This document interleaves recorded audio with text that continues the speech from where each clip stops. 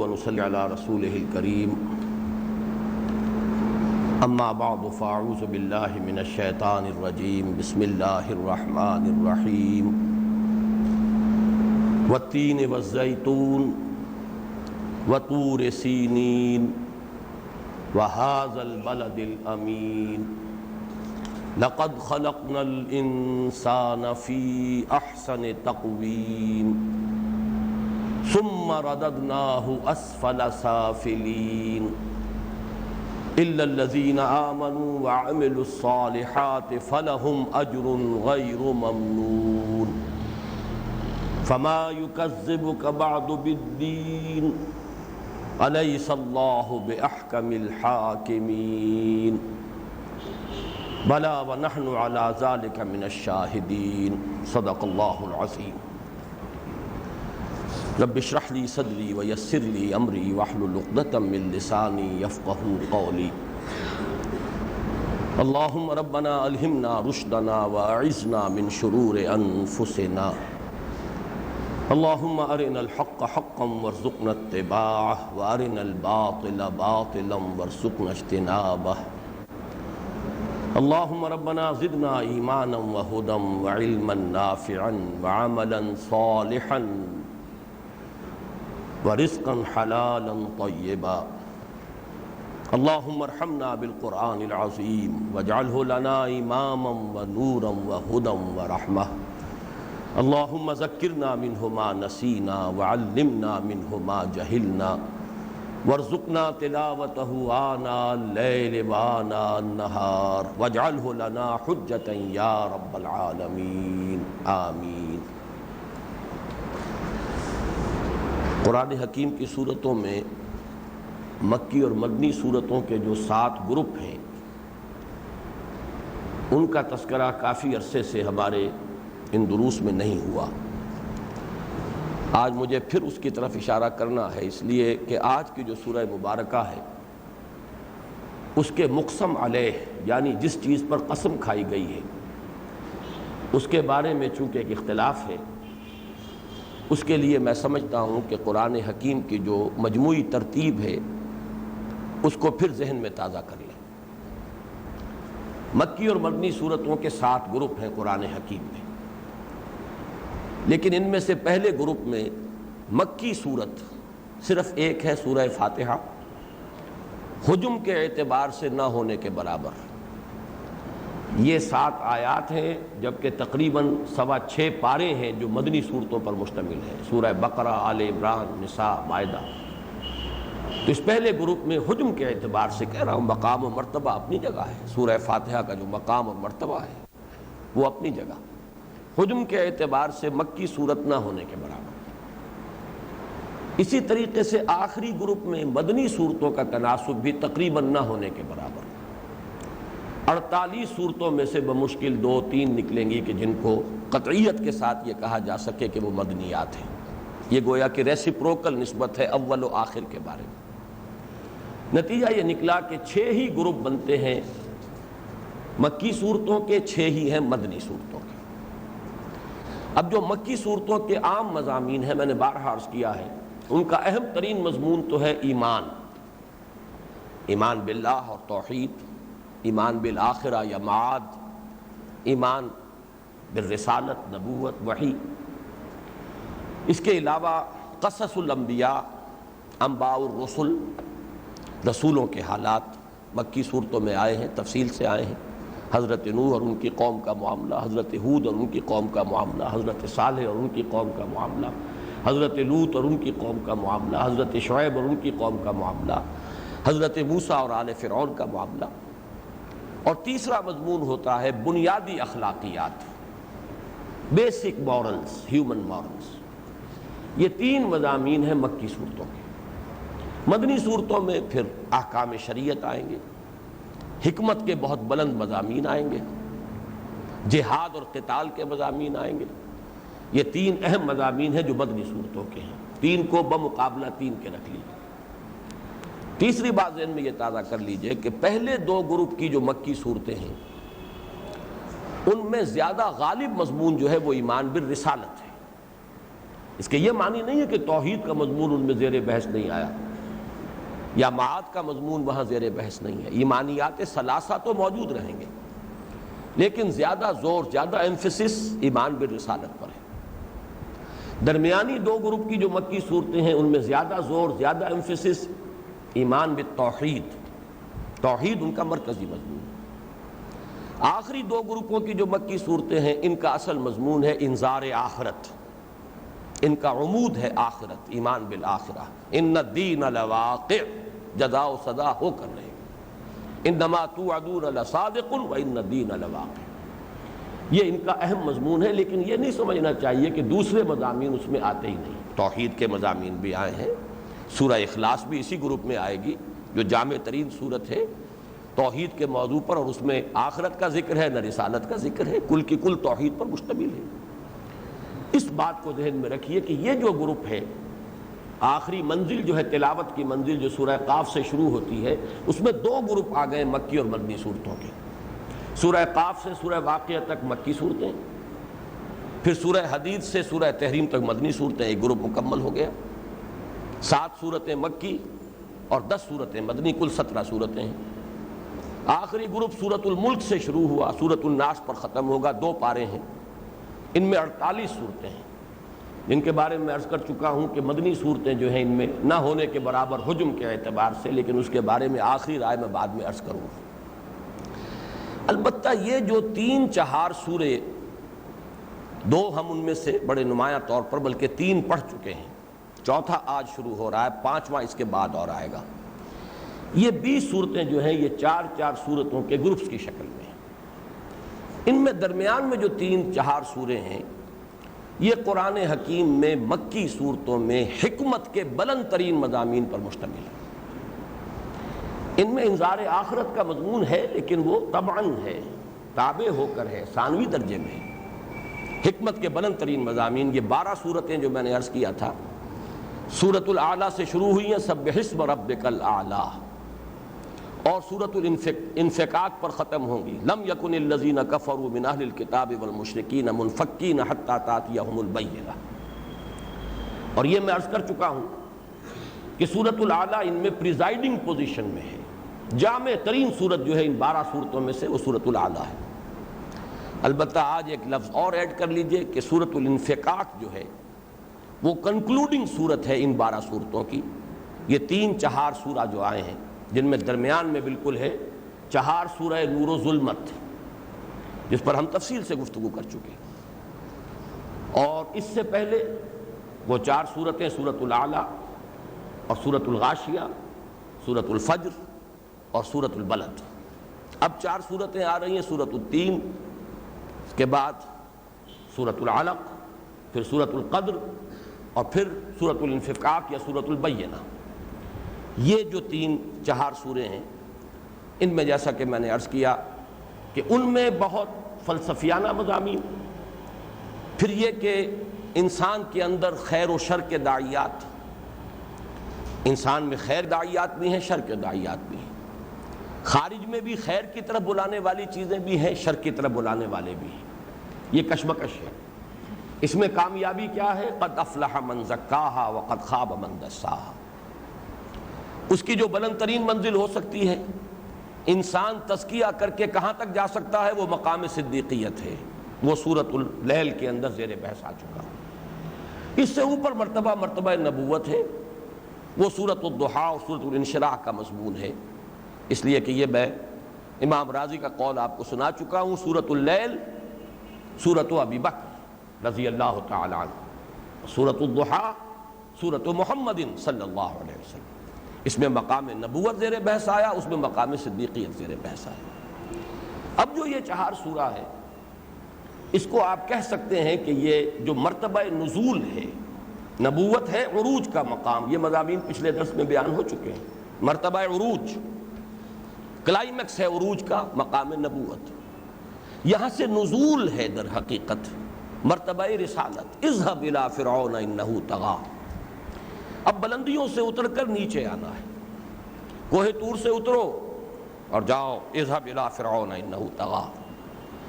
اے محمد اب غار حرا کی خلوتوں کو خیر بات کہو یہاں کے مراقبے اب ختم ہو جانے چاہیے. اب جبل نور سے اترو اور جا کر دعوت کا آغاز کرو. یا ایھا المدثر قم فانذر وربک فکبر وثیابک فطہر والرجز فاہجر ولا تمنن تستکثر ولربک فاصبر. یہ ہے در حقیقت اس چہار سورہ کا مرکزی مضمون. مرتبہ نزول میں یوں کہہ سکتے ہیں کہ یہ مرتبہ رسالت ہے جو ان 4 سورتوں میں زیر بحث آئے گا. چنانچہ سورۃ التین میں یہ بتایا گیا ہے کہ یہ سلسلۃ الذہب ہے. رسالت حضرت نوح علیہ السلام کی، رسالت حضرت موسیٰ علیہ السلام کی، رسالت حضرت عیسیٰ علیہ السلام کی، اور اب رسالت محمد الرسول اللہ کی صلی اللہ علیہ وسلم. اس کے بعد وہ آغاز وحی کا معاملہ آئے گا سورۃ العلق میں، اقرا. اس کے بعد اس کی جو رات ہے نزول وحی کی، نزول قرآن کی، اس کا تذکرہ آئے گا سورۃ القدر. اور رسالت کا جو اصل مقصد ہے بینہ، تاکہ اتمام حجت ہو جائے. لم یکن الذین کفروا من اہل الکتاب والمشرکین منفکین حتی تأتیہم البینہ رسول من اللہ یتلو صحفا مطہرۃ فیہا کتب قیمہ. یہ ہے رسالت کے موضوع پر نہایت جامع صورت کہ اصل مقصد کیا ہے، رسول کیوں بھیجے جاتے رہے. اور یہ جو نقشہ میں نے ابھی کھینچا ہے، کوہ نور جو ہے، جبل نور سے نیچے اترو، اتر کر حرا سے سوئے قوم آیا اور ایک نسخہ کیمیا ساتھ لایا. تو یہ 4 صورتیں جو ہے باہم مربوط ہیں اس اعتبار سے. البتہ یہ کہ ان 3-4 سوروں سے پہلے کا جو 4 سورہ تھا، سورۃ التکویر، سورۃ الانفطار، سورۃ المطففین، سورۃ الانشقاق، وہ خالصتاً انذار آخرت کے مضامین پر مشتمل.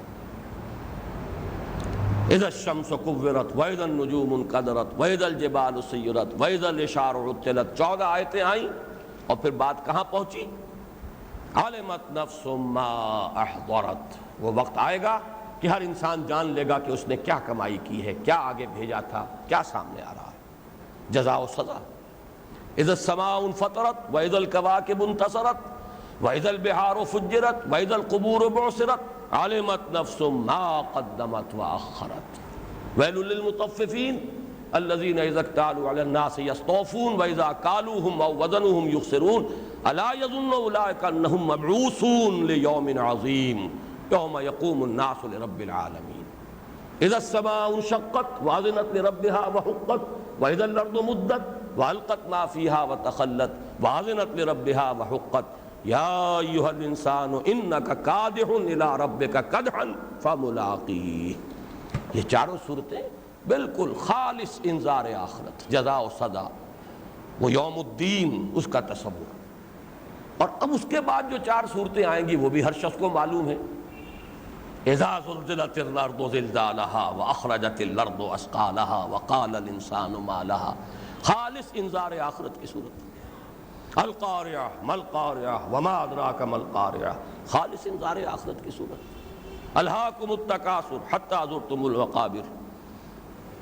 یہ سورت التکاثر انذار کی. درمیان میں تھوڑا سا ایک مضمون آتا ہے جو والعادیات ضبحا، لیکن یہ کہ اس کا بھی در حقیقت مضمون وہی انذار آخرت. ان ربہم بہم یومئذ لخبیر. اس دن پورا حساب کتاب لے لے گا ان کا رب ان سے. تو وہ 4 صورتیں پھر آئیں گی انذار کی.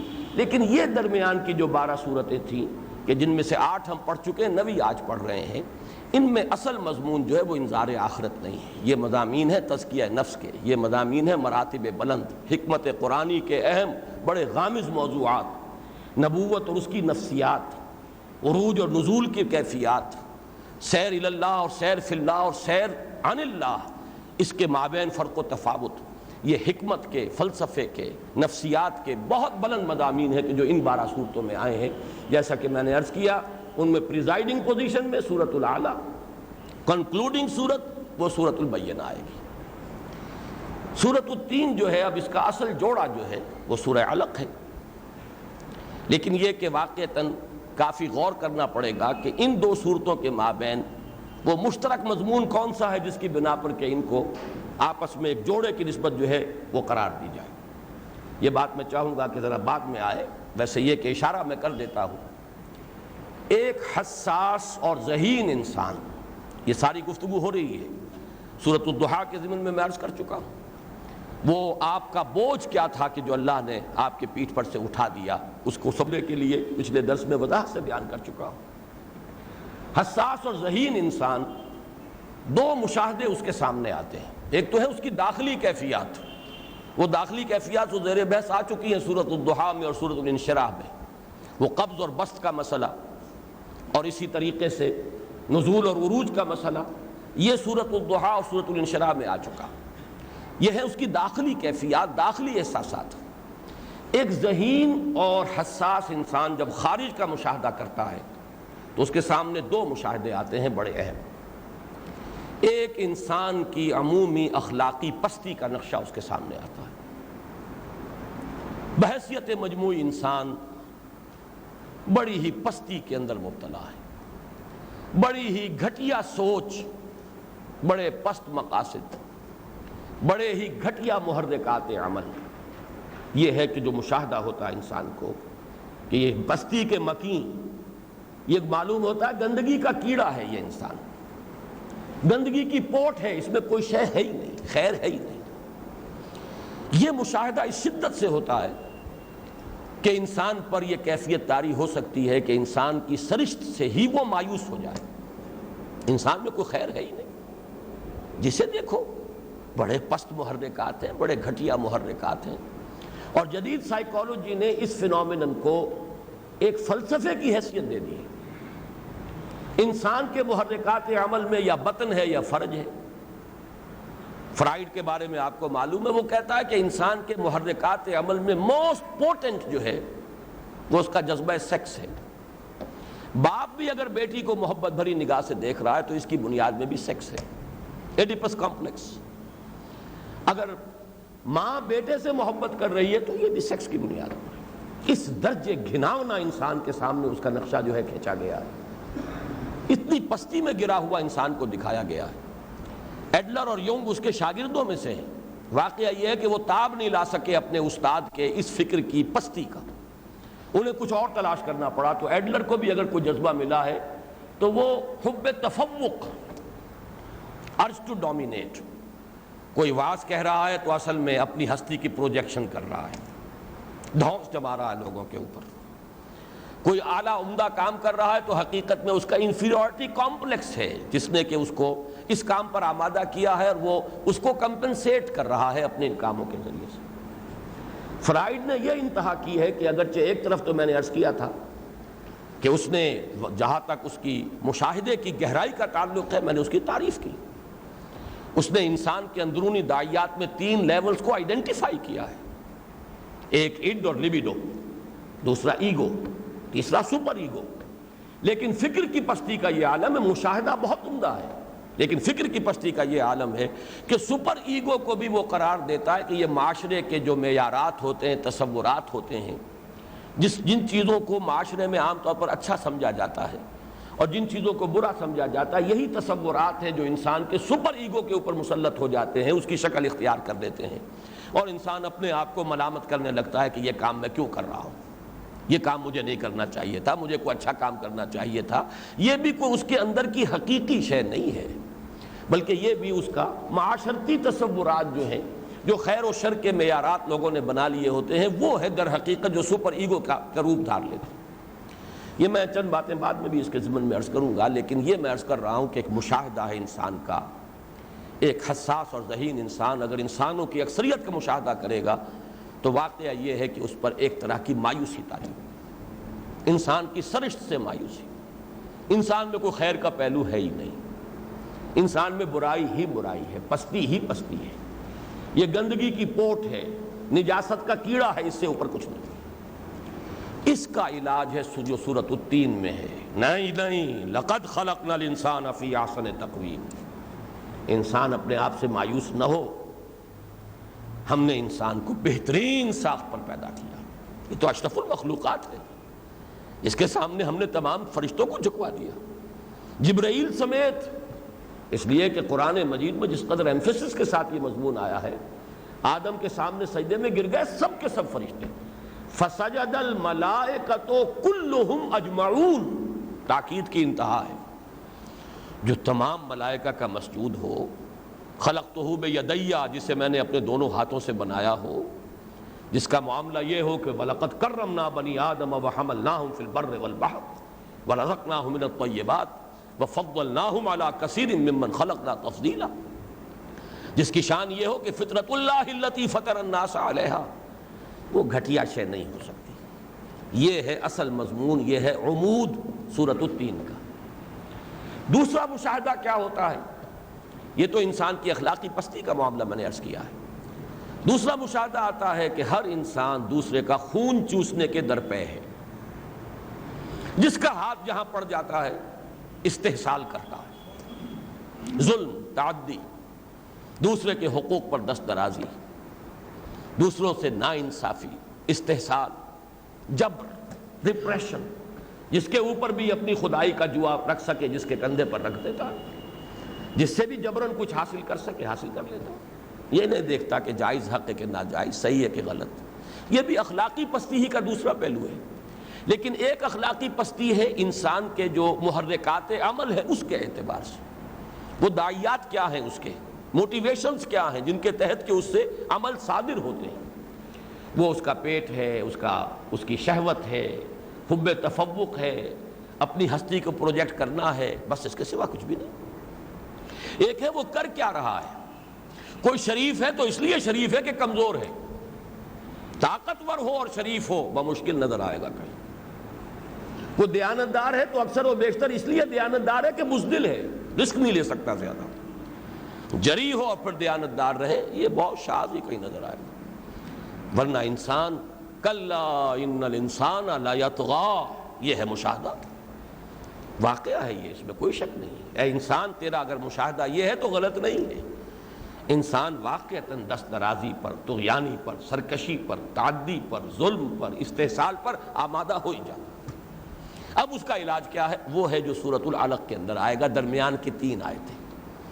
تو یوں سمجھیے کہ یہ دو جو ہیں انسان کے ایک حساس اور ذہین انسان کے مشاہدات، جو وہ عام انسانوں کے اعتبار سے جو کچھ ریڈ کر رہا ہے، جو کچھ آبزرو کر رہا ہے، جو کچھ دیکھ رہا ہے، جو کچھ انفر کر رہا ہے، اس کے 2 پہلو، ایک داخلی محرکات عمل کے اعتبار سے انسان کی پستی، ایک انسان کے ظلم اور تعدی اور جہاں پر بھی وہ استحصال کر سکتا ہو کر گزرنا، یہ مشاہدہ۔ یہ 2 مشاہدات ہیں کہ جو ایک سورۃ التین میں ایک سورۃ العلق میں لا کر ان دونوں کو جوڑ کر ایک بہت ہی حسین اور جمیل حکمت قرآنی پر مشتمل ایک بہت ہی عمدہ جوڑا بنتا ہے سورۃ التین کا اور سورۃ العلق کا۔ سورۃ العلق میں کچھ مضامین اور ہیں اضافی، ان کا جوڑ سورۃ القدر سے ملے گا، سورۃ البینہ سے ملے گا۔ اسی لیے میں کہتا ہوں کہ یہ جو 4 سورہ کی اصطلاح میں نے وضع کی ہے کہ اکثر ان 4 سوروں کے اندر مضامین کا ربط جو ہے وہ آپ کو 4 سورتوں کو اگر پیش نظر رکھیں گے تو وہ زیادہ مربوط نظر آئیں گے۔ جوڑوں کے مابین بھی نسبت ہے اور ربط ہے اور تعلق ہے، لیکن یہ کہ در حقیقت 4 سورتوں کے یہ گروپ ہیں۔ اب یہ نوٹ کر لیجئے کہ سورۃ التین اس کا جوڑا ہے سورۃ العلق، اور ان میں کیا چیز ہے جوڑنے والی؟ ایک حساس اور ذہین انسان کے مشاہدات، انسان کے داخلی محرکات عمل کے اعتبار سے وہ سورۃ التین کا مضمون ہے، انسان کے خارجی ظلم اور تعدی پر آمادہ ہو جانے کے اعتبار سے یہ سورۃ العلق کا مضمون ہے۔ البتہ ایک بات یہاں اور نوٹ کیجئے، 4 سورہ نور و ظلمت، سورۃ الشمس، سورۃ اللیل، سورۃ الضحیٰ، سورۃ الانشراح، اس سے پہلے تھی سورۃ البلد۔ اب سورۃ البلد کا اصل جو جوڑا ہے وہ سورۃ الفجر ہے جو ہم پڑھ چکے ہیں، لیکن آپ دیکھیں گے کہ قرآن حکیم کی سورتوں میں سے جو ان کے فواتح ہیں، ابتدائی آیات، ان میں جس قدر گہری مشابہت سورہ بلد کی ابتدائی آیات میں اور سورۃ التین کی ابتدائی آیات میں، شاید قرآن میں کوئی دوسری مثال آپ کو نہ ملے اس کی۔ 3 آیات قسموں پر مشتمل، لا اقسم بہذا البلد وانت حل بہذا البلد ووالد وما ولد، پھر ایک مقسم علیہ لقد خلقنا الانسان فی کبد، مقسم علیہ بھی لقد خلقنا کے الفاظ مشترک، یہاں بھی 3 آیتیں، والتین والزیتون طور سینین وہذا البلد الامین۔ فرق صرف کیا ہے، وہاں ھذا البلد سے شروع ہوئی، یہاں ھذا البلد الامین پر قسمیں ختم ہو رہی ہیں. 3 ہی آیتیں وہاں ہیں، 3 ہی آیتیں یہاں ہیں. ایک آیت وہاں بھی ایسی ہے جس میں 2 ہیں، ووالد وما ولد. یہاں بھی آیت پہلی جو ہے اس میں 2 ہیں، والتین والزیتون. ذرا ان کا آپ تقابل تو کیجئے. یہ تقابلی مطالعہ جو ہے قرآن حکیم کی صورتوں کا، اس میں بڑی گہری حکمت مضمر ہے. پھر دیکھیے مقسم علیہ، لقد خلقنا الانسان فی کبد، لقد خلقنا الانسان فی احسن تقویم. یہ جو 4 صورتیں ہیں سورۃ البلد کی اور آیتیں اور 4 آیتیں سورۃ التین کی، اس قدر گہری مشابہت ہے، اتنا ان کے مابین قرب ہے کہ میں یہ کوئی 10-15 سال پرانی بات ہے جو میں نے عرض کیا تھا کہ جب میں نے ان صورتوں کا درس دیا تھا، کراچی میں ہماری ایک تربیت گاہ ہوئی تھی، کورنگی میں ریزیڈنشل تربیت گاہ تھی. اس میں ان 6 صورتوں کا میں نے درس دیا تھا، سورۃ البلد سے شروع ہو کر سورۃ التین تک. اس وقت یہ تشبیہ ذہن میں آئی تھی کہ درمیان میں یہ 4 صورتیں ہیں، 4 سورہ نور و ظلمت، اور یہ ایسے ہیں جیسے ایک رحل پر رکھی ہوئی ہوں. رحل کا ایک بازو دایاں بازو جو ہے وہ سورۃ البلد ہے. لا اقسم بہذا البلد وانت حل بہذا البلد ووالد وما ولد لقد خلقنا الانسان فی کبد. اور رحل کا یہ بایاں بازو ہے والتین والزیتون وطور سینین وہذا البلد الامین لقد خلقنا الانسان فی احسن تقویم. اور بڑا گہرا ربط ہے. یہاں بھی فرمایا ہم نے انسان کو پیدا کیا ہے بہترین مقام پر، بہترین مرتبہ دے کر، بہترین ساخت پر، البتہ گرا دیا ہے نیچے. وہاں فرمایا اس نیچے سے اوپر اٹھنے کا ایک عمل ہے. وہ کیا ہے؟ گھاٹی کو عبور کرو پہلے، کٹھن گھاٹی. فلقتحم العقبہ وما ادراک ما العقبہ فک رقبۃ او اطعام فی یوم ذی مسغبۃ یتیما ذا مقربۃ او مسکینا ذا متربہ ثم کان من الذین آمنوا وتواصوا بالصبر وتواصوا بالمرحمہ. تو در حقیقت مضمون بھی ایک ہے، یہاں اجمالاً، وہاں ذرا تفصیلاً. وہاں پستی سے اوپر اٹھنے کی بات ہے، یہاں اونچائی سے نیچے گرنے کی بات ہے. ظاہر بات ہے جو اونچائی سے نیچے گرا دیا گیا، اب اس کے 2 ہی آپشنز ہیں، یا تو محنت کرے، چڑھے، چڑھائی چڑھے، ذرا مشقت کرے، بلندی پر جائے، پہنچ جائے گا اپنے اصل مقام پر، اور یا پڑا رہے پستی میں، پستی کا مکین بنا رہے، اسی پستی میں مبتلا رہے، اسی گندگی میں، اسی زمینی آرزوؤں اور خواہشات کے اندر، یہی کی زمینی اور جو ہماری حیوانی تقاضے ہیں بس انہی میں انسان گم ہو کر رہ جائے. ایک یہ راستہ ہے. جو گم ہو کر رہ گیا وہ تباہ و برباد ہو گیا، جو چڑھائی چڑھ گیا وہ ہے کہ جو کامیاب ہو گیا. الا الذین آمنوا وعملوا الصالحات وتواصوا بالحق وتواصوا بالصبر. تو ایک اعتبار سے تو میں نے عرض کیا کہ سورۃ التین کا جوڑا اصل میں تو سورہ علق ہے، لیکن سورۃ التین کا ایک بڑا گہرا رشتہ جو ہے وہ سورہ بلد سے بھی ہے. اور اول و آخر سورہ بلد اور سورۃ التین کے درمیان یہ 4 صورتیں، 4 سورہ نور و ظلمت. یہ جو تمہیدی گفتگو تھی اس میں صرف ایک بات اور نوٹ کر لیں. جیسے میں نے سورۃ الانشراح کے بارے میں عرض کیا تھا کہ اس کا ایک تعلق وہ تو سورۃ الضحیٰ سے ہے، جوڑا تو سورۃ الضحیٰ کا ہے وہ، لیکن 2 جو سب سے چھوٹی صورتیں ہیں ان کے ساتھ بھی اس کا ایک مناسبت اور ایک نسبت قائم ہوتی ہے. وَرَفَعْنَا لَكَ ذِكْرَكَ، اس کا تعلق سورۃ الکوثر سے، اِنَّا أَعْطَيْنَاكَ الْكَوْثَرَ. اور آخری 2 آیتیں فَإِذَا فَرَغْتَ فَانصَبْ وَإِلَىٰ رَبِّكَ فَارْغَب. ان 2 آیتوں کا تعلق سورۃ النصر سے، اِذَا جَاءَ نَصْرُ اللَّهِ وَالْفَتْحُ وَرَأَيْتَ النَّاسَ يَدْخُلُونَ فِي دِينِ اللَّهِ أَفْوَاجًا فَسَبِّحْ بِحَمْدِ رَبِّكَ وَاسْتَغْفِرْ إِنَّهُ كَانَ تَوَّابًا. وہی معاملہ اس سورۃ التین کا بھی ہے. اس کا جوڑا سورہ علق، ایک طرف اس کا ربط سورہ بلد سے، اور 2 چھوٹی صورتوں سے بھی اس کا تعلق ہے.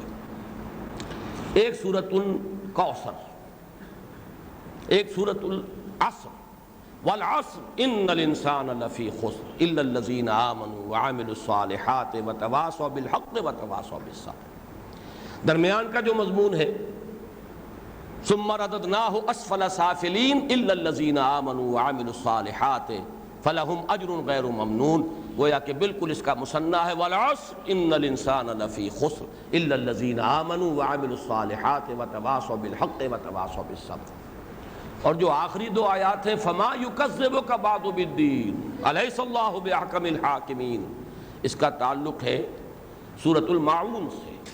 ارأیت الذی یکذب بالدین فذلک الذی یدعو الیتیم ولا یحض علی طعام المسکین، تم نے دیکھا نہیں جو جزا و سزا کا منکر ہے وہی تو پستی میں پڑا ہوا ہے، وہی تو ہے کہ جو یتیم کی عزت نہیں کرتا، وہی تو ہے کہ جو بھوکے کو کھانا نہیں کھلاتا، خود بھی نہیں کھلاتا، کسی کو کہنے کو بھی تیار نہیں ہے، وہی تو ہے کہ اگر نماز بھی پڑھتا ہے تو دکھاوے کے لیے پڑھتا ہے، وہی تو ہے جو اتنی پستی میں گر گیا ہے کہ وہ عام برتنے کی چیزیں بھی کسی کو عاریتاً دینے کے لیے تیار نہیں۔ یہ اخلاقی پستی ہے۔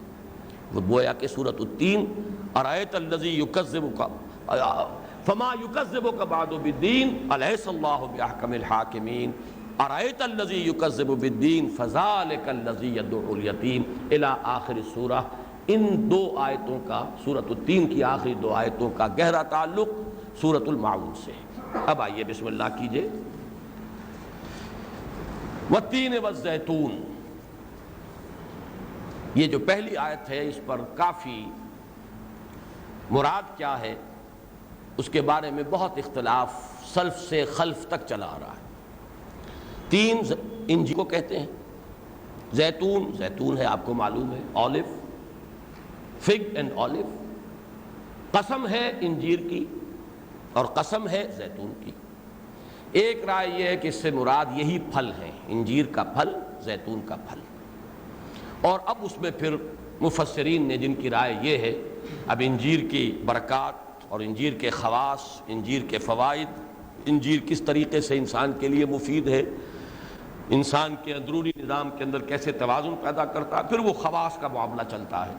اسی طرح زیتون کی کیا خاصیتیں ہیں، زیتون کس اعتبار سے مفید ہے انسان کے لیے، گویا کہ اس کو رکھتے ہیں اللہ نے قسم کوئی شے کے اندر ہے، کوئی خیر ہے، کوئی بلندی ہے، کوئی بھلائی ہے، کوئی انسان کے لیے افادیت، ابھی تو سب کھانا بنیادی طور میں جس سے کافر ہے جو سمجھتے ہیں جو حضرات کہ یہ رائے بنیادی طور پر غلط ہے۔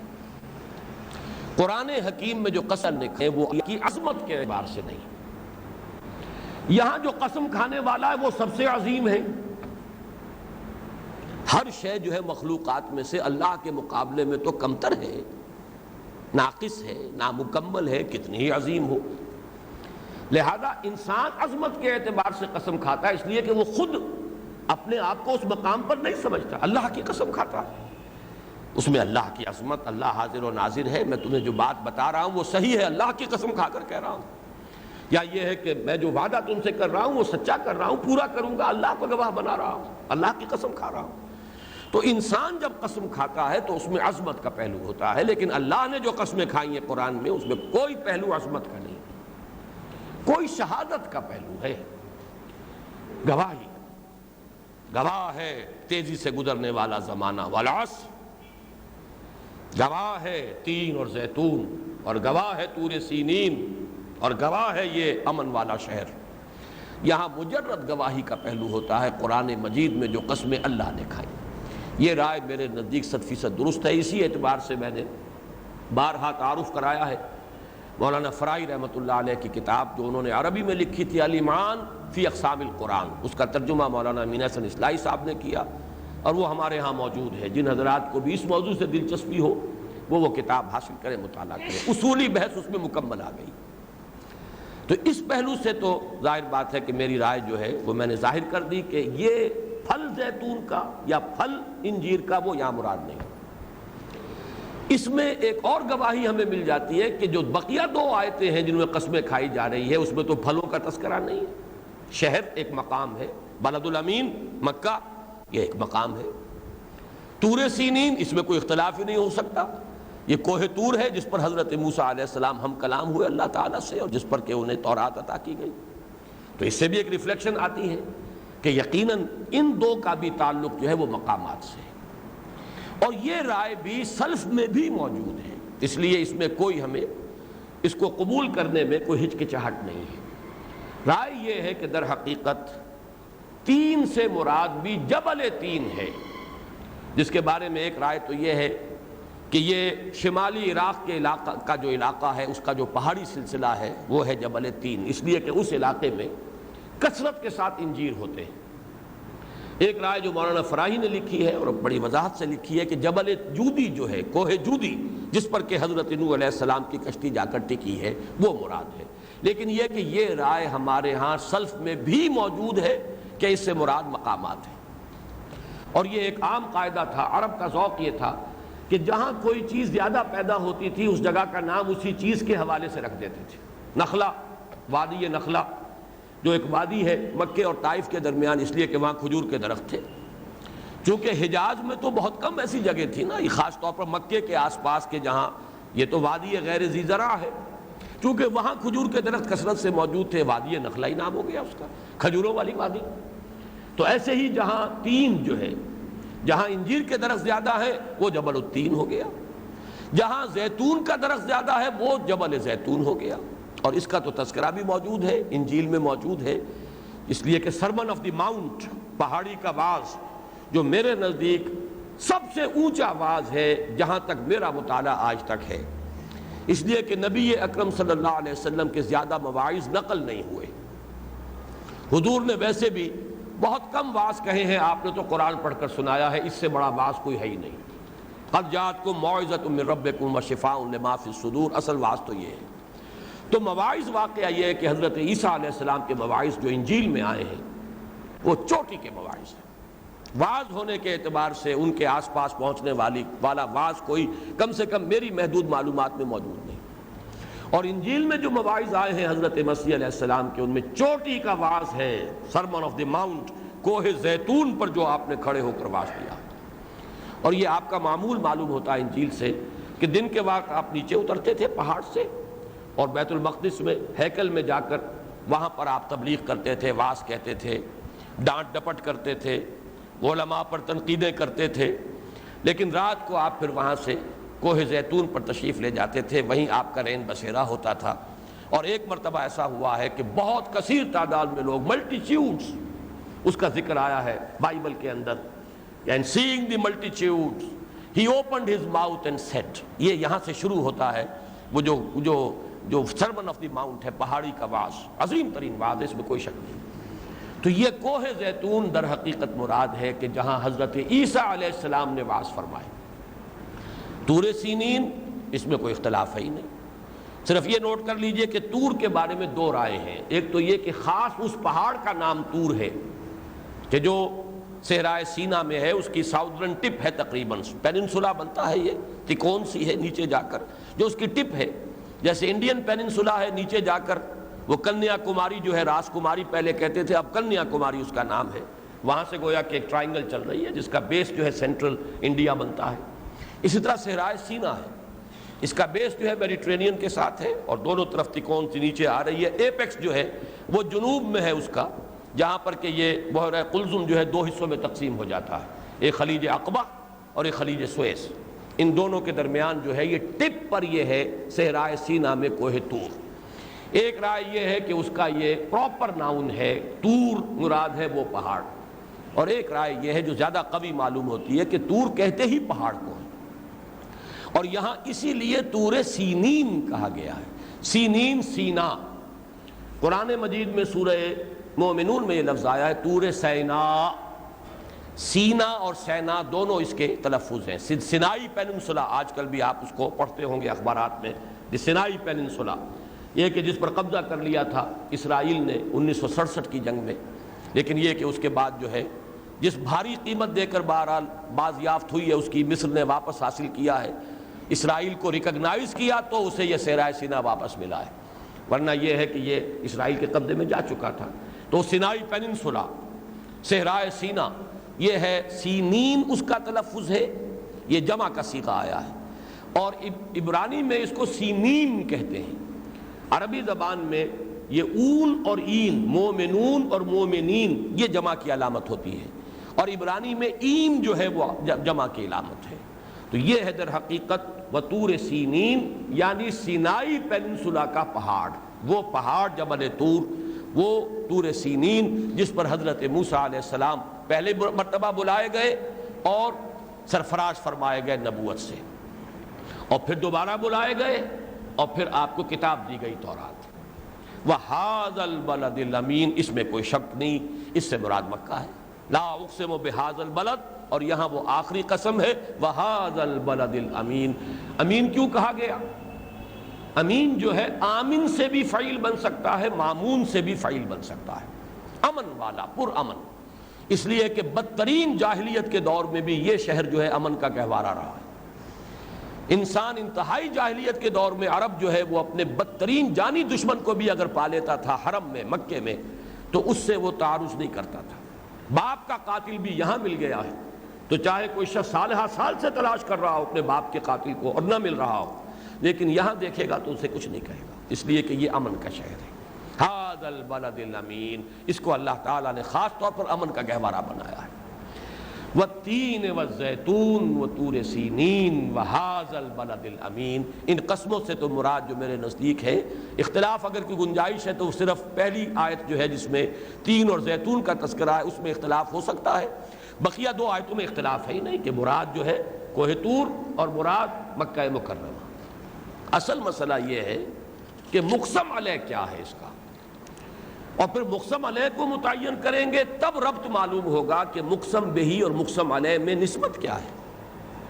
یہاں در حقیقت مجھے شدید اختلاف ہے ان مفسرین سے۔ میں نے زیادہ اسلاف کی تفاسیر کو تو دیکھنے کا مجھے موقع نہیں ملا ہے ان دنوں میں، آج کل کے دور میں میں نے دیکھا ہے تو بہت سے حضرات نے یہ رائے دی ہے کہ در حقیقت یہاں پر مقسم علیہ ہے جزا و سزا۔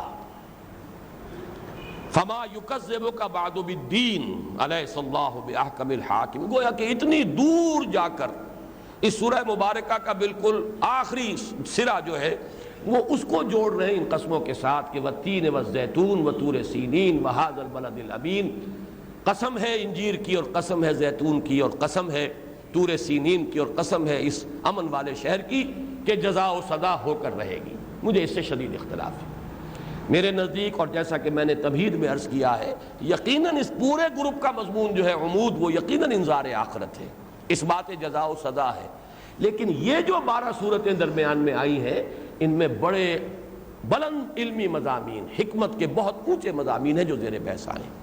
اور پھر سورۃ البلد سے میں نے تقابل اسی لیے کیا ہے، وہاں آپ نے دیکھا قسموں کے بعد مقسم علیہ لقد خلقنا الانسان فی کبد، اور یہاں لقد خلقنا الانسان فی احسن تقویم، یقیناً ہم نے پیدا کیا ہے انسان کو بہترین ساخت پر، یہ ہے اصل مقسم علیہ۔ اب اس میں جیسا کہ میں نے عرض کیا تھا آپ سے، عہد حاضر کے جو المیے ہیں اس کے لیے اگر ایک عنوان تجویز کیا جائے وہ بارہا زیر بحث آ چکا، دجالیت۔ یہ دور دجالیت کا ہے، فتنہ دجالی میں ہم سانس لے رہے ہیں۔ اور دجالیت کیا ہے؟ انسان کی ایک آنکھ بند ہو گئی ہے، ایک آنکھ کھلی ہوئی ہے، چوپٹ کھلی ہے، خوب کھلی ہے، پوری کھلی ہے، اور ایک آنکھ بالکل بند ہے۔ روح، روحانیت، اس سے آنکھ بند، جسم اور جسمانیت، مادہ، وہ پوری گفتگو کا موضوع، جستجو کا موضوع، تحقیق کا موضوع، تفتیش کا موضوع، ریسرچ کا موضوع، مطالعے کا موضوع مادہ۔ وہ جو میرا کتابچہ ہے اسلام کی نشأت ثانیہ، میں نے تین چیزوں کے مقابلے میں وہاں بیان کیا ہے۔ خدا بمقابلہ کائنات، بدن بمقابلہ روح، حیات اخروی بمقابلہ حیات دنیاوی۔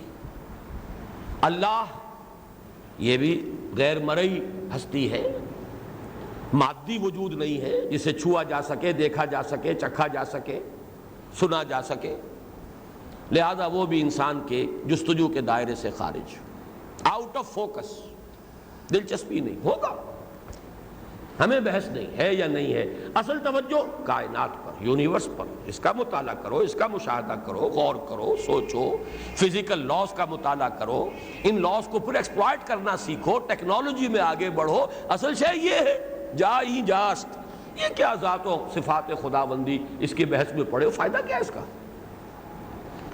اسی طرح حیات اخروی، بھائی ہوگی کوئی حیات اخروی، پتہ نہیں، کسی نے آ کے بتایا تو ہے نہیں،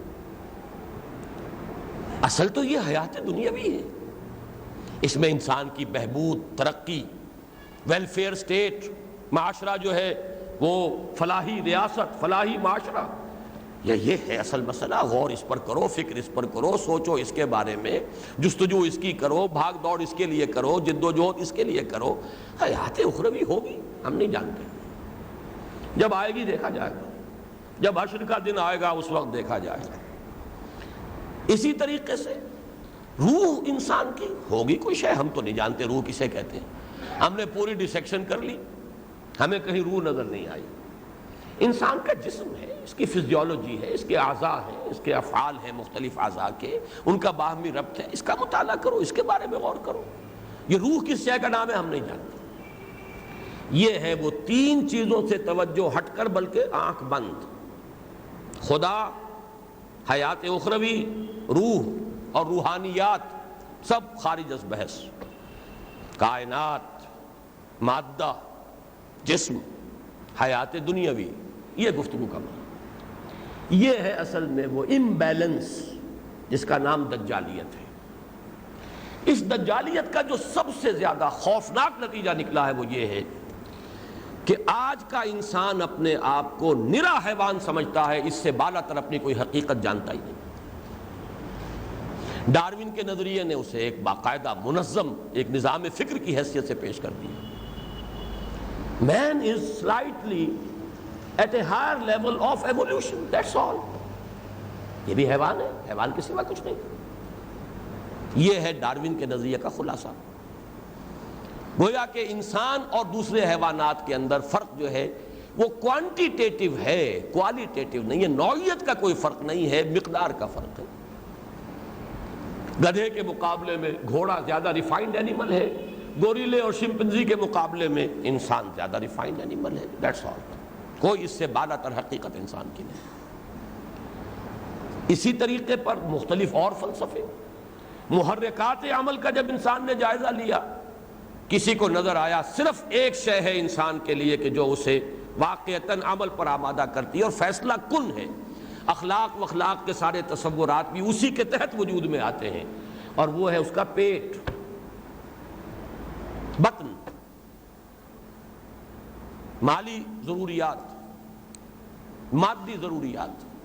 مارکس کا سارا فلسفہ، اس نے کائنات کی توجیہ بھی کی تو مادی، اور انسان کی توجیہ کی تو مادی، اور اخلاقیات کو بھی تابع کر دیا. یہ سارے تصورات بدلتے رہتے ہیں، جیسے جیسے اکنامک کنڈیشن بدلتی ہیں اخلاقی تصورات بھی بدل جاتے ہیں. کوئی مستقل اخلاقی اقدار نہیں ہے. معلوم ہوا کہ اخلاقیات سے انسان مستعفی ہے. ایک ہی محرک عمل ہے اور اس کا پیٹ ہے، اس کے سوا کچھ بھی نہیں. یہاں تک بھی کچھ غنیمت تھا. فرائڈ صاحب نے آ کر جو ستم ڈھایا ہے، انسان نرا سیکس ہے اور کچھ بھی نہیں. جنسی مادہ اس میں ساری تگو دو بھاگ دوڑ جنسی اپنے جذبے کی تسکین ہے. جہاں تسکین نہیں کر پاتا وہ اس کی خواہشات اس کے اندر ہی اندر پکتی رہتی ہیں، وہی خواب بن کر نظر آ جاتی ہیں، وہی اس کی ایسپریشنز ہو جاتی ہیں. اگر جنسی جذبے کی تسکین نہیں کرتا تو اس کو کمپنسیٹ کرتا ہے کسی اور ذریعے سے، کہیں لیڈلی چمکانے کی فکر کرتا ہے. یہ سب بھی در حقیقت وہ اس کی جو فیلیور ہے اپنے جنسی جذبے کی، کما حق ہو، جیسے کہ وہ چاہتا ہے چونکہ تسکین نہیں کر سکتا تو یہ سب کے سب اس کے لیے اسکیپزم ہے، ادھر ادھر بھاگ دوڑ کرتا ہے. ورنہ اصل جذبہ تو ہے جنسی ہے. تحت الشعور میں انسان کے ہے ہی صرف جنس اور کچھ ہے ہی نہیں. میں عرض کر چکا ہوں اس حد تک کمپلیکس، ایڈیپس کمپلیکس، کہ باپ بھی اگر اپنی بیٹی کو محبت بھری نگاہ سے دیکھ رہا ہے تو اس کی تہ میں بھی جنسی جذبہ کار فرما ہے. ماں اگر بیٹے سے پیار کر رہی ہے تو اس کی بنیاد میں بھی جنس ہے، اور ہے ہی کچھ نہیں انسان کے اندر، جنس ہی جنس ہے. وہی در حقیقت اس کا تحت الشعور جو ہے وہ آکوپائڈ ہے ہوللی اینڈ سوللی بائی سیکس. جیسا کہ میں نے عرض کیا تھا اس کے شاگردوں میں سے یونگ نے اور ایڈلر نے بغاوت کی بھی اگر اپنے استاد سے، تو ایڈلر صاحب کو نظر آیا تو حب تفوق نظر آیا. دی ارج ٹو ڈومینیٹ. انسان میں یہ جذبہ ہے. کلا ان الانسان لیطغی، یعنی یہ کہ اس درجے میں ایک اس کی جہاں تک ایکویٹی آف آبزرویشن ہے میں اس کا بھی قائل ہوں. قرآن مجید کی اگلی آیت جو اس سے بحث کر رہی ہے، لیکن یہ کہ انسان میں صرف یہی جذبہ ہے، یہی در حقیقت حماقت ہے. وجہ کیا ہے اس کی؟ اس میں کوئی شک نہیں کہ انسان کی جو حیوانی جبلتیں ہیں وہ یہی ہیں. واقعتاً اینیمل انسٹنکٹس اس کے یہی ہیں. Preservation of the self, preservation of the species, یہی تو اس کے بنیادی محرکات عمل ہیں. بطن اور فرج، کھاتا اس لیے ہے تاکہ اپنے وجود کو برقرار رکھے، مر نہ جائے، اور جنسی جذبہ اس لیے ہے کہ اپنی نسل کو برقرار رکھے، پریزرویشن آف دی اسپیشیز۔ یہ دو جذبات اینیملز کے اندر سب سے اہم جذبات یہ ہیں، اس میں کوئی شک نہیں، باقی جذبات اسی کے تابع ہیں۔ فلائٹ، خطرہ دیکھتا ہے تو بھاگتا ہے، کیوں بھاگتا ہے؟ پریزرویشن آف دی سیلف، اپنی ذات کی بقا کے لیے۔ یہ ساری چیزیں باقی جو ہے ان دو بیسک انسٹنکٹ کے نیچے آ جائیں گی، اس کے تابع ہو جائیں گی۔ حیوانی وجود کے داعیات واقعتاً یہی ہیں، لیکن انسان نرا حیوان نہیں ہے۔ یہ ہے وہ حقیقت جو جدید انسان کے سامنے نہیں ہے۔ انسان حیوان ہے، نرا حیوان نہیں ہے۔ نقطہ نوری کے نام او خودی، زیر خاک ما شرار زندگی، ہے ذوق تجلی بھی اسی خاک میں پنہا، غافل تو نرا صاحب ادراک نہیں ہے۔ تو صرف حیوان نہیں ہے، بلکہ حیوان پلس وہ جو کہا شیخ سعدی رحمت اللہ علیہ نے، آدمی زیادہ طرفہ معجون است از فرشتہ سرشتہ وز حیوان۔ آدمی کے اندر دو وجود ہیں، باہم گندے ہوئے ہیں۔ سرشتہ، سرشتن کہتے ہیں کسی چیز کو باندھ دینا، گوند دینا۔ از فرشتہ سرشتہ وز حیوان، اس انسان کے اندر فرشتہ بھی موجود ہے، یعنی اس کا روحانی وجود یہ عالم ملکوت کی شے ہے، ملائکہ سے بھی افضل ہے۔ اس کی روح جو اس میں پھونکی ہے اللہ نے، اس کو اللہ نے اپنی ذات کی طرف نسبت دی ہے، وَنَفَخْتُ فِيهِ مِن رُوحِي۔ ہاں اس کے اندر حیوان بھی ہے، حیوانی جبلتیں بھی ہیں، جو گدھے اور گھوڑے کے داعیات ہیں وہ اس کے اندر موجود ہے۔ پریزرویشن آف دی سیلف بھی ہے، پریزرویشن آف دی اسپیشیز بھی ہے، اس کا سیکشول جذبہ بھی ہے، اس میں اپنے آپ کو بچانے کی ہے، اس میں ہرڈ انسٹنکٹ بھی ہے، اس میں حب تفوق بھی ہے۔ حیوانوں کے سارے داعیات بھی اس میں موجود ہیں، کوئی شک اور شبہ نہیں۔ اس اعتبار سے ان کے مشاہدات غلط نہیں ہیں۔ غلط کیوں ہو گئے؟ کہ انہوں نے اسی کو کل سمجھ لیا۔ اگر جز سمجھے تو کوئی حرج نہیں۔ یقیناً سیکس کا جذبہ جو ہے، جنسی جذبہ بہت پوٹنٹ ہے، اس میں کوئی شک نہیں۔ اسی طریقے سے حب تفوق یہ بھی انسان میں ہے، اینیمل انسٹنکٹ ہے انسان کا۔ اسی طریقے سے اس کے جو اقتصادی مطالبے ہیں، اس کے تقاضے ہیں، اس کی ضروریات ہیں، وہ بھی بہت اہم ہے، اس میں کوئی شک نہیں۔ بھاگتا ہے انسان، محنت کرتا ہے، کسی چلاتا ہے، اینٹیں ڈھوتا ہے، فصل جو ہے کاشت کرتا ہے، کاشتا ہے، کس لیے کرتا ہے؟ پیٹ کے لیے۔ یہ سارے داعیات اپنی جگہ ہیں، لیکن ایک تو یہ کہ ان میں سے ایک کو گورننگ پوزیشن میں لے آنا غلط ہو گیا۔ ان میں سے ہر ایک کو اس کے اپنے مقام پر رکھو۔ اور نمبر دو، اصل غلطی کیا ہے؟ جو اصل داعیہ انسان کا تھا، جس کی وجہ سے انسان مسجود ملائک بنا، وہ اس دجالیت کی وجہ سے وہ نگاہوں سے اوجھل ہو گیا۔ اس روحانی وجود کو انسان جانتا ہی نہیں۔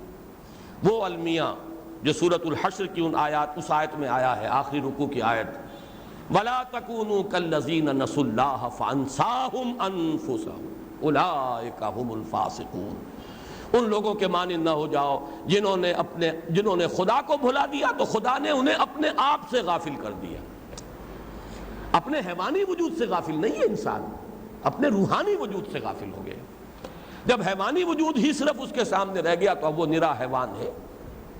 یہ ہے اصل میں وہ المیہ کہ جو اس دور کا انسان کے اوپر جو ٹریجڈی سب سے بڑی واقع ہوئی ہے، وہ یہ ہے کہ انسان اپنی شرافت، اپنی بزرگی، اپنی بلندی سے گویا کہ خود مستعفی ہو گیا کہ میں اور کچھ نہیں ہوں سوائے ایک حیوان کے۔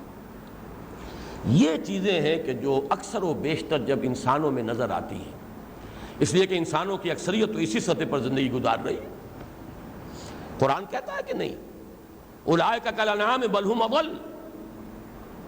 انسانوں کی عظیم اکثریت حیوانی سطح پر زندگی گزارنے والوں کی ہے، بلکہ ان سے بھی گئی گزری۔ اس لیے کہتا ہے ان تطع اکثر من فی الارض یضلوک عن سبیل اللہ، زمین میں بسنے والوں کی اکثریت کی پیروی کرو گے وہ تمہیں لازماً گمراہ کر دیں گے اللہ کے راستے سے۔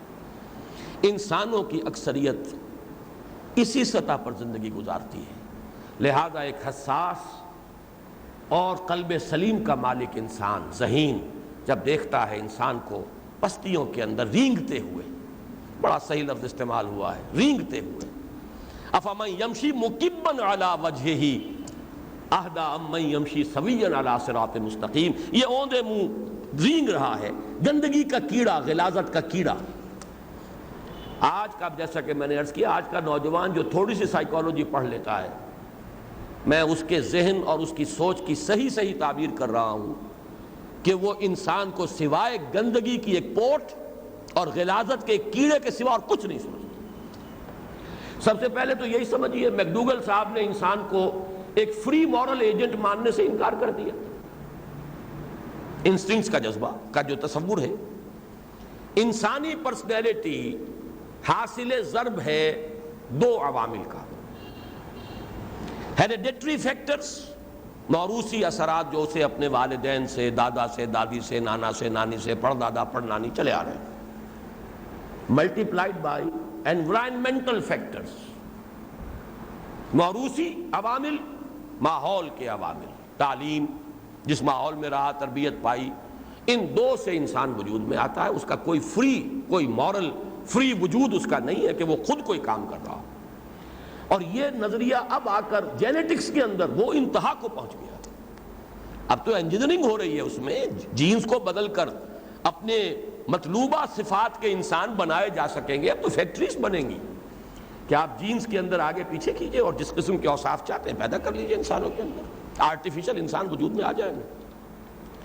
لہذا انسان اپنے اختیار سے مستعفی، اپنی شرافت سے مستعفی، محض ایک مشین ہے۔ جیسے آپ گٹ کر کر رہے ہیں، ادھر سے ادھر آواز جا رہی ہے، یہ آپ کے جینز ہیں جو بول رہے ہیں۔ Who are you? You are nothing۔ یہ تمہارے موروثی اثرات ہیں، تمہارے ماحول کے اثرات ہیں، وہ کچھ ہو بس تم بنے ہوئے، تم سمجھتے ہو میں کچھ کر رہا ہوں، تم تو ہو ہی نہیں کوئی شے، ایک مشین کے مانند اور کچھ بھی نہیں۔ ایک کمپیوٹر ہے، اس میں جو کچھ فیڈ کر دیا گیا ہے وہی باہر اس سے نکل آئے گا، تمہارا کوئی چوائس نہیں۔ قرآن کہتا ہے نہیں، اما شاکرم و اما کفورا، انسان کو ہم نے چوائس دیا ہے۔ یہ میں سورۃ الدہر کے ضمن میں جبریہ اور قدریہ کے مابین جو اختلافات ہیں ان کے ضمن میں بیان کر چکا، اس کو صرف حوالہ دے رہا ہوں۔ گویا کہ جدید نفسیات میں کوئی شخص کھڑا، اگر فرض کیجئے بہت عمدہ واز کہہ رہا ہو، کوئی نوجوان زہر خلد کے ساتھ تبسم کرے گا، یہ اپنی ذات کو پروجیکٹ کر رہے ہیں اور کیا کر رہے ہیں، لوگوں پر دھونس جمانا چاہتے ہیں۔ کوئی نہ کوئی انفیریورٹی کمپلیکس ہے اس کے اندر، جس کو اس نے کمپنسیٹ کیا ہے اپنی اس ایکٹیویٹی سے۔ یوں سمجھیے کہ گویا کہ انسان کو آج کا نوجوان جس کو کچھ تھوڑی سی اس جدید نفسیات کے ساتھ کوئی مناسبت ہو جائے، وہ گویا کہ ہر انسان کو بالکل ننگا دیکھتا ہے۔ قیس تصویر کے پردے میں بھی عریاں نکلا، انسان میں کچھ ہے ہی نہیں، یہ ساری اوپر کی باتیں ہیں، لیپ پوت ہے، کوئی خیر نہیں، کوئی اونچا ارادہ نہیں، کوئی اعلیٰ عزم نہیں، کچھ نہیں، انسان گندگی کی پوٹ، غلاظت کا کیڑا ہے، اس کے سوا کچھ نہیں۔ یہ تاثر ہے جس کی نفی کی جا رہی ہے، لَقَدْ خَلَقْنَا الْإِنسَانَ فِي أَحْسَنِ تَقْوِيمٍ۔ نہیں، انسان کی اصل حقیقت یہ نہیں، چاہے اکثریت انسانوں کی اسی سطح پر زندگی گزار رہی ہو، لیکن حقیقت میں انسان یہ صرف پستی اور صرف گندگی کی پوٹ نہیں ہے۔ ہم نے انسان کو بہترین احسن تقویم پر پیدا کیا ہے۔ اب سوال یہ، اس کا ثبوت کیا ہے؟ سننے والا ثبوت مانگے گا نا۔ ثبوت میں پیش کیے جا رہے ہیں نسل انسانی کے 4 گلہائے سرسبد۔ ذرا غور کرو نوح کے بارے میں علیہ الصلوۃ والسلام، اس کی استقامت، اس کا صبر، اس کی عزیمت، اس کی جد و جہد، اس کا تصور کرو۔ کیا یہ کوئی پست انسان کا کردار ہے؟ کیا کوئی گھٹیا شخصیت اس معیار پر پوری اتر سکتی ہے؟ اور ذرا چشم تصور میں لاؤ عیسیٰ علیہ السلام کو، کوہ زیتون کے اس واعظ کا تصور کرو۔ وہ جو کوہ زیتون پر لوگوں کو واعظ کہہ رہا تھا، اس کی شخصیت کیا واقعتاً وہ کسی پستی کی غمبازی کرنے والی ہے؟ اس کا زہد، اس کی رفعت شان، اس کی بلندی، اس کا ورع، اس کی درویشی، اس کی انسان سے محبت اور خیر خواہی، ایسے معاملات آئے انسان سے محبت کے کہ ایک عورت کو لے جایا جا رہا ہے، کیوں اسے رجم کرنا ہے، اس نے زنا کیا ہے، ٹھیک ہے چلو میں بھی چلتا ہوں۔ پہنچے، اب جب سب نے پتھر ہاتھ میں لیے ہوئے، ہر ایک بیتاب ہے اپنا وہ مذہبی جذبہ جو ہے اس کا اظہار کرنے کے لیے پہلے میرا پتھر لگے۔ حضرت عیسیٰ نکل کے مجمع کے سامنے آتے ہیں، یقیناً یہ کنڈیمڈ ہے، اس کو پتھر مارے جانے چاہیے، لیکن اس کو پہلا پتھر وہ شخص مارے جس نے خود زندگی میں کبھی بدکاری نہ کی ہو۔ ایک جملہ، پورا مجمع چھٹ گیا۔ حضرت عیسیٰ کے وعظ کا اور حضرت عیسیٰ کی تبلیغ کا یہ پہلو ذہن میں رکھیے کہ خالص ایک خوش قسم کی مذہبیت انتہا کو پہنچ چکی تھی یہود کے اندر، صرف خول رہ گیا تھا، روح نہیں رہی تھی، خول ہی خول تھا، چھلکا ہی چھلکا تھا، اس کا مغز ختم ہو چکا تھا۔ حضرت مسیح نے وہ دین کے مغز کی طرف روشنی لوگوں کو دکھائی ہے اور رہنمائی کی ہے۔ اسی لیے مولویوں سے اور اس وقت کے علماء سے کہتے تھے سانپ کے سپولیو، تم سانپ کے بچے ہو، تمہارا حال ان قبروں کے مانند ہے جن کے اندر گلی سڑی ہڈیوں کے سوا کچھ نہیں ہوتا، اوپر سفیدی کی ہوئی ہے، چونا پھیرا ہوا ہے، چادر بڑی اچھی ڈالی ہوئی ہے، اندر تو وہی گلی سڑی ہڈیاں ہیں، کچھ نہیں ہے۔ تمہارے بھی وجود، تم نے بڑے عمامے اور بڑے قبائیں اور بڑے جو ہے لباس متقیوں کے پہن رکھے ہیں، تمہارے اندر وہی گندگیاں اور غلاظتیں ہیں کہ جو دوسرے لوگوں کے اندر۔ تم مچھر چھانتے ہو اور سموچے اونٹ نکل جاتے ہیں۔ سینس آف پروپورشن نہیں رہا، چھوٹی چھوٹی باتوں پر کفر کے فتوے اور دین کی بڑی بڑی حقیقتیں جو ہیں ان کو ہڑپ کر جاتی ہیں۔ یہ ہے ان کا خاص، ان کا جو اصل جو دین کا جو ان کی دعوت کا رخ ہے۔ اس انداز سے ذرا دیکھیے، اس شخصیت کا تصور کیجئے، کسی درجے کی کسی پستی کا کوئی شائبہ، اس کا کوئی امکان حضرت مسیح کی شخصیت کے ساتھ نظر آ سکتا ہے؟ اور دیکھو، تصور کرو، طور سینین، مراد یہاں اصل میں یہ جگہ نہیں بلکہ یہاں جو عظیم شخصیت، یہ اولو العزم پیغمبر، اولو العزم من الرسل، نوح اور موسیٰ اور عیسیٰ اور محمد صلی اللہ علیہ وسلم علیہ السلام، ان کی شخصیتوں کو پیش کیا جا رہا اس ثبوت میں کہ انسان بہت بلند ہے۔ یہ بھی تو انسان ہے نا، یہ بھی تو کسی عورت ہی کے بطن سے ان کی ولادت ہوئی تھی، یہ بھی تو کسی انسان ہی کے نطفے سے پیدا ہوئے ہیں۔ موسیٰ ہیں، وہ بھی انسانوں کی اولاد ہیں، عیسیٰ بھی حضرت مریم ہی کے بطن سے تولد ہوئے ہیں، محمد الرسول اللہ ہے تو عبداللہ اور آمنہ کے بیٹے ہیں، آخر عبد المطلب کے پوتے ہیں۔ انسان اگر صرف گندگی ہی گندگی ہو تو یہ کہاں سے آ گئے؟ ان کی عظمت ثبوت ہے، یہ برہان قاطع ہے، ان کا وجود ثبوت ہے کہ انسان لقد خلقنا الانسان فی احسن تقویم۔ اور اے مکے والو، وَهَذَا الْبَلَدِ الْأَمِينَ، انسانیت کا ایک نہایت اونچا مرقع تمہاری نگاہوں کے سامنے موجود ہے۔ کیا محمد کو دیکھ کر بھی کہو گے کہ انسان صرف پستی ہی کا نام ہے صلی اللہ علیہ وسلم؟ وہ جو سورہ نون میں فرمایا وَإِنَّكَ لَعَلَىٰ خُلُقٍ عَظِيمٍ، اے محمد آپ تو صلی اللہ علیہ وسلم بڑے اعلیٰ بلندی پر فائز ہیں اخلاق حسنہ کے۔ تم ہی الصادق الامین کہتے ہو انہیں، تم ہی ان کے قدموں تلے اپنی نگاہیں بچھاتے ہو، تم ہی ان سے محبت کرتے ہو، تو معلوم یہ ہوا لقد خلقنا الانسان فی احسن تقویم، یقیناً انسان کو ہم نے پیدا کیا بہترین ساخت پر، بہترین حساب پر، بلند ترین مقام پر۔ البتہ اب اگلی بات آئی ثم رددناہ اسفل سافلین، پھر ہم نے لوٹا دیا اسے، گرا دیا اس کو نچلوں میں سب سے نچلا۔ اب یہ دو آیتیں جو ہے لقد خلقنا الانسان فی احسن تقویم، ایک بات تو یہ نوٹ کر لیجئے، میری یہ قطعی اور حتمی رائے ہے کہ مقسم علیہ صرف یہ آیت ہے، ویسے تو پوری صورت ہے، اس میں مضامین آئیں گے، جیسے سورۃ البلد میں لا اقسم بہذا البلد وانت حل بہذا البلد ووالد وما ولد لقد خلقنا الانسان فی کبد، مقسم علیہ صرف ایک آیت ہے، آگے مضامین ہیں اس سے متعلق ہیں، مربوط ہیں، لیکن جس پر قسم کھائی گئی ہے وہ صرف ایک آیت ہے۔ اسی طریقے سے یہاں بھی وَالتِّينِ وَالزَّيْتُونِ وَطُورِ سِينِينَ وَهَذَا الْبَلَدِ الْأَمِينَ، شاہد ہے نوح کی شخصیت اور شاہد ہے عیسیٰ کی شخصیت اور گواہ ہے موسیٰ کی عظمت اور گواہ ہے اخلاق محمدی جو اس شہر میں جس کا نمونہ موجود ہے۔ یقیناً ہم نے انسان کو بنایا بہترین ساخت، لقد خلقنا الانسان فی احسن تقویم۔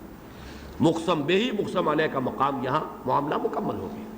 البتہ مضمون آگے چل رہا ہے، یہ بھی حقیقت ہے کہ ثم رددناہ اسفل سافلین، پھر ہم نے اسے گرا دیا، لوٹا دیا نچلوں میں سب سے نیچے۔ اس کے معنی کیا ہے؟ آج جب سوچ رہا تھا تو ایک تشبیہ ذہن میں آئی۔ اصل میں ان دو آیتوں کو بھی نہیں سمجھ سکتا انسان جب تک یہ نہ جانے کہ انسان کی شخصیت مرکب ہے، اس کی شخصیت کا ایک پہلو وہ ہے جس کے اعتبار سے یہ بلند ترین ہے، اس لیے کہ اسی انسان میں سے ایک انسان محمد عربی ہے صلی اللہ علیہ وسلم، جو بعد از خدا بزرگ تو یہ قصہ مختصر، کوئی اختلاف نہیں ہو سکتا، لہذا بلند ترین مقام بھی اس انسان کا ہے۔ وہ اس کی شخصیت کے ایک پہلو سے ہے، وہ روحانی پہلو سے ہے۔ وہ جو پہلے بنائے گئے تھے جنود مجندہ، اس کے اعتبار سے انسان بلند ترین ہے، لیکن اس حیوانی وجود کے اعتبار سے انسان نچلوں میں سب سے نیچے ہے۔ یہاں میرے نزدیک اس سے مراد کیا ہے؟ خود شعوری کی حامل صرف 3 مخلوقات ہیں اس کائنات میں، خود شعوری۔ اس پر اگر تفصیل سے کہیں مطالعہ کرنا ہو تو یہ ڈاکٹر رفیع الدین مرحوم کی جو ہے تصانیف، ان میں یہ آپ کو اس کی وضاحت ملے گی۔ ایک ہے کانشسنس، شعور، شعور حیوانوں میں بھی ہے۔ ایک ہے سیلف کانشسنس، شعور ذات۔ حیوان دیکھ رہا ہے، انسان دیکھ رہا ہے، ساتھ ہی سمجھتا میں دیکھ رہا ہوں۔ یہ میں کا جو احساس ہے یہ صرف 3 مخلوقات ہیں اس کائنات میں، ملائکہ، جنات اور انسان۔ خود شعوری اور کہیں نہیں ہے، اور ان میں سب سے نیچے ہے انسان اپنے حیوانی وجود کے اعتبار سے۔ اس کا جو حیوانی وجود ہے یہ در حقیقت ان سب سے نیچے چلا گیا، بلکہ وہ حیوانات کی سطح پر آ گیا، اور قرآن کے روح سے حیوانات سے بھی نیچے گیا۔ اس کے لیے بعض مفسرین نے، جدید مفسرین نے، مولانا مودودی صاحب نے خاص طور پر بڑا عمدہ نقشہ کھینچا ہے کہ واقعہ یہ ہے کہ انسان جب اس پر شہوت سوار ہوتی ہے تو سوروں کو مات دے جاتا ہے۔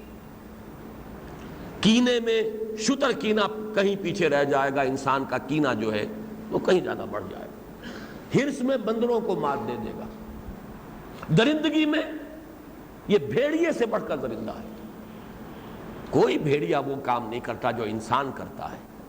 جب اس کے اوپر کوئی ایک سوار ہو جاتا ہے جنون قومیت کا، تو دوسری قوم کے لوگوں کے ساتھ جو کچھ یہ کرتا ہے، چھوٹے چھوٹے بچوں کو اچھال کر اور نیزوں کے اندر پرو دینا، کون ہے درندہ ہے جو اس سطح تک جائے گا؟ درندے درندگی کرتے ہیں اپنی بھوک مٹانے کے لیے، وہ اپنی ضرورت پوری کرنے کے لیے۔ یہ جو انسان کی درندگی ہے، وہ جو اقبال نے کہا ہے ربا کے بارے میں، از ربا آخر چمی زائد فتن، کسند آند لذت قرض حسن، از ربا جاں تیرا دل چوں خشت و سنگ، آدمی درندہ بے دندان و چنگ۔ اس سود کی وجہ سے انسان کا باطن جو ہے تاریک ہو جاتا ہے، دل سخت ہو جاتا ہے پتھر کے مانند، اور انسان درندہ بن جاتا ہے، اگرچہ درندوں والے پنجے نہیں ہوتے اس کے پاس، اور درندوں والے دانت نہیں ہوتے، بھیڑیے کا پنجہ بھی نہیں ہے، بھیڑیے کے دانت بھی نہیں ہے، لیکن بھیڑیے سے آگے گزر جاتا ہے انسان۔ صحیح ہے، یہ مشاہدہ صحیح ہے۔ انسان جب پستی میں گرتا ہے اخلاقی اعتبار سے، تو کوئی نہیں ہے کائنات کے اندر گھٹیا سے گھٹیا کوئی وجود کہ جو اس سے نیچے رہ جائے، سب سے نیچے جائے گا، اسفل سافلین۔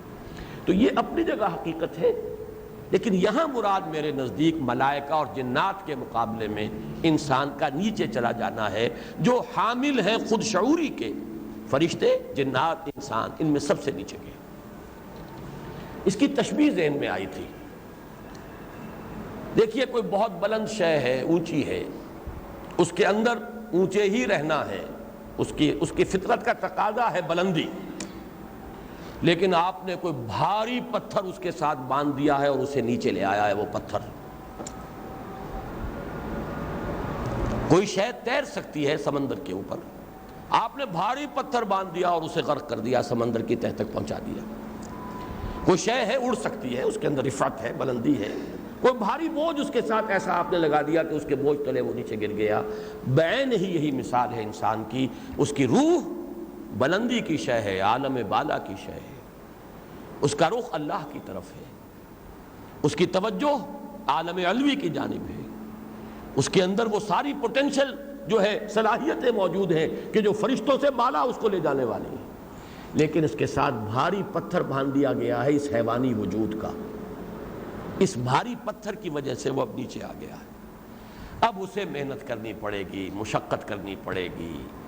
لقد خلقنا الانسان فی کبد، اب یہ مشقت ایک مشقت تو وہ ہے مادی اور ظاہری مشقت، پیٹ کو پالنے کے لیے مشقت، ایک مشقت وہ ہے قد افلح من زکاہا وقد خاب من دساہا، اپنے اس حیوانی وجود کے قبر میں سے نکالو اپنی اس روحانی وجود کو، برآمد کرو۔ افلاح کا مفہوم میں بیان کر چکا ہوں، کھود کر نکالنا، کسی شے کو پھاڑ کر کوئی شے برآمد کرنا، اس بھاری بوجھ سے اپنے آپ کو نجات دلاؤ تاکہ تم بلندی کی طرف جا سکو۔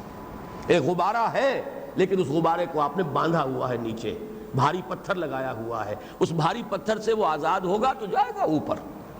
یہ ہے انسان کے جو کمپوزٹ وجود ہے، جو مرکب وجود ہے انسان کا، ایک کے اعتبار سے لقد خلقنا الانسان فی احسن تقویم، دوسرے کے اعتبار سے ثم رددناہ اسفل سافلین۔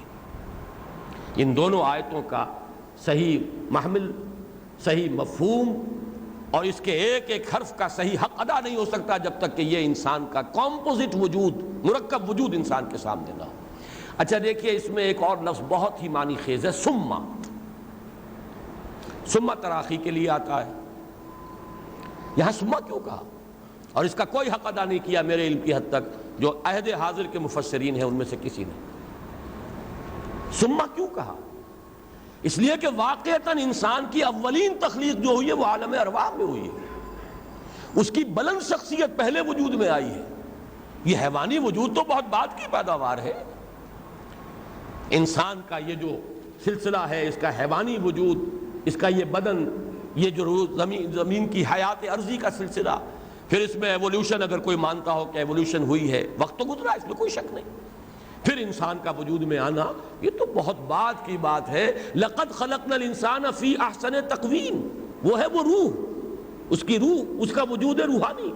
ثم رددناہ اسفل سافلین، پھر اسے لوٹایا ہے، پھر نیچے گرایا ہے، پھر وہ پتھر باندھ دیا ہے، پھر یہ نفس امارہ اس کے ساتھ لگا ہے، پھر یہ اڈ اور لیبیڈو کے بھاری پتھر ہیں جو اسے نیچے کی طرف کھینچے ہوئے ہیں، زمین سے باندھے ہوئے ہیں، اڑنے نہیں دے رہے، بلندی کی طرف جانے نہیں دے رہے۔ یہ بھاری پتھر بعد میں بندھے ہیں اس کے ساتھ۔